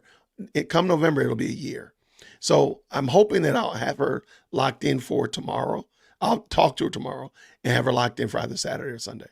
And of course, I'll make sure you all know, because I would love for you all to come and hear from somebody who actually works in the field of mental health to kind of help with the articles that we're going to be reading. Because I've read through the articles, I've taken some great notes, but then I want to be able to share that with y'all and hopefully have Dr. actually share her 2 cents as well, so we can all get some good information pertaining to that. So as soon as I hear from that, I'll let you know. I did hear back from a person that is running for a particular office here in Fulton County, and I'm waiting to hear back if she actually wants to come on and interview. I have some questions for her, and my intention is not to be combative or anything of that nature. My goal in mind, let me stop playing games. Courtney Kramer did reach out to me, and I said I would love to have you back on the channel to talk about where you are with your race against Fonnie Willis for DA. I had some good questions for her. This will not be a softball interview. This is an interview hopefully meant to help you all get your questions answered. So tons of my subscribers and my members sent me questions to ask her, and I have those ready. I have not heard back from her though. So prayerfully we will, because I would love to have her. This weekend is to be a very informative weekend, whether that be interviewing Courtney Kramer as well as talking about jury mental health. I think both of those will be really good conversations that I think you all will find a lot of value in. My intention is for you to be like, yeah, I got something good out of that. And not just, Jason's telling bad jokes and stuff like that, because I know my jokes are horrible. Now, hopefully one of those, if not both of them, Lord willing, both of them will come together. So Saturday, I'll do one of them, and the other on Sunday, we'll do something else. So tomorrow will be tons of videos popping up. So check those out. Make sure you check them out. They're not super long, not going to be, well, there's a long video coming up, but it's meant for you all to have some good enjoyment and such like that. And then, of course, I'll let you know about Saturday and Sunday. And Monday is the holiday. And no, I did not forget that it's my wife's birthday. I did not forget that. Do not spread that rumor. I forgot it was my wife's birthday. So I need to get, we'll be going out on Monday. So that, and then Tuesday I'm going to court. That's the plan. So I'll be at the court.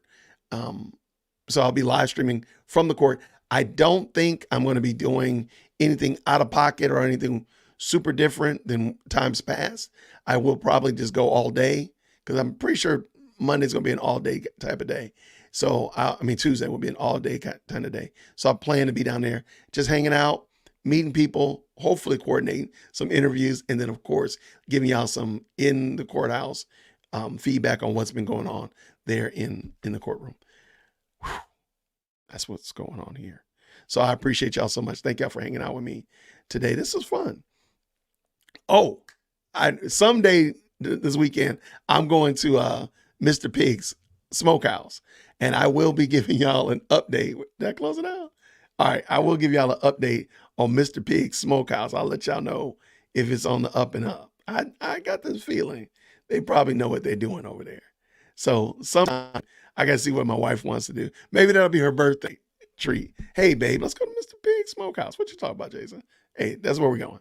So I'm gonna go check it out. I need to go see if this is DWC approved. I gotta make sure it's on the up and up.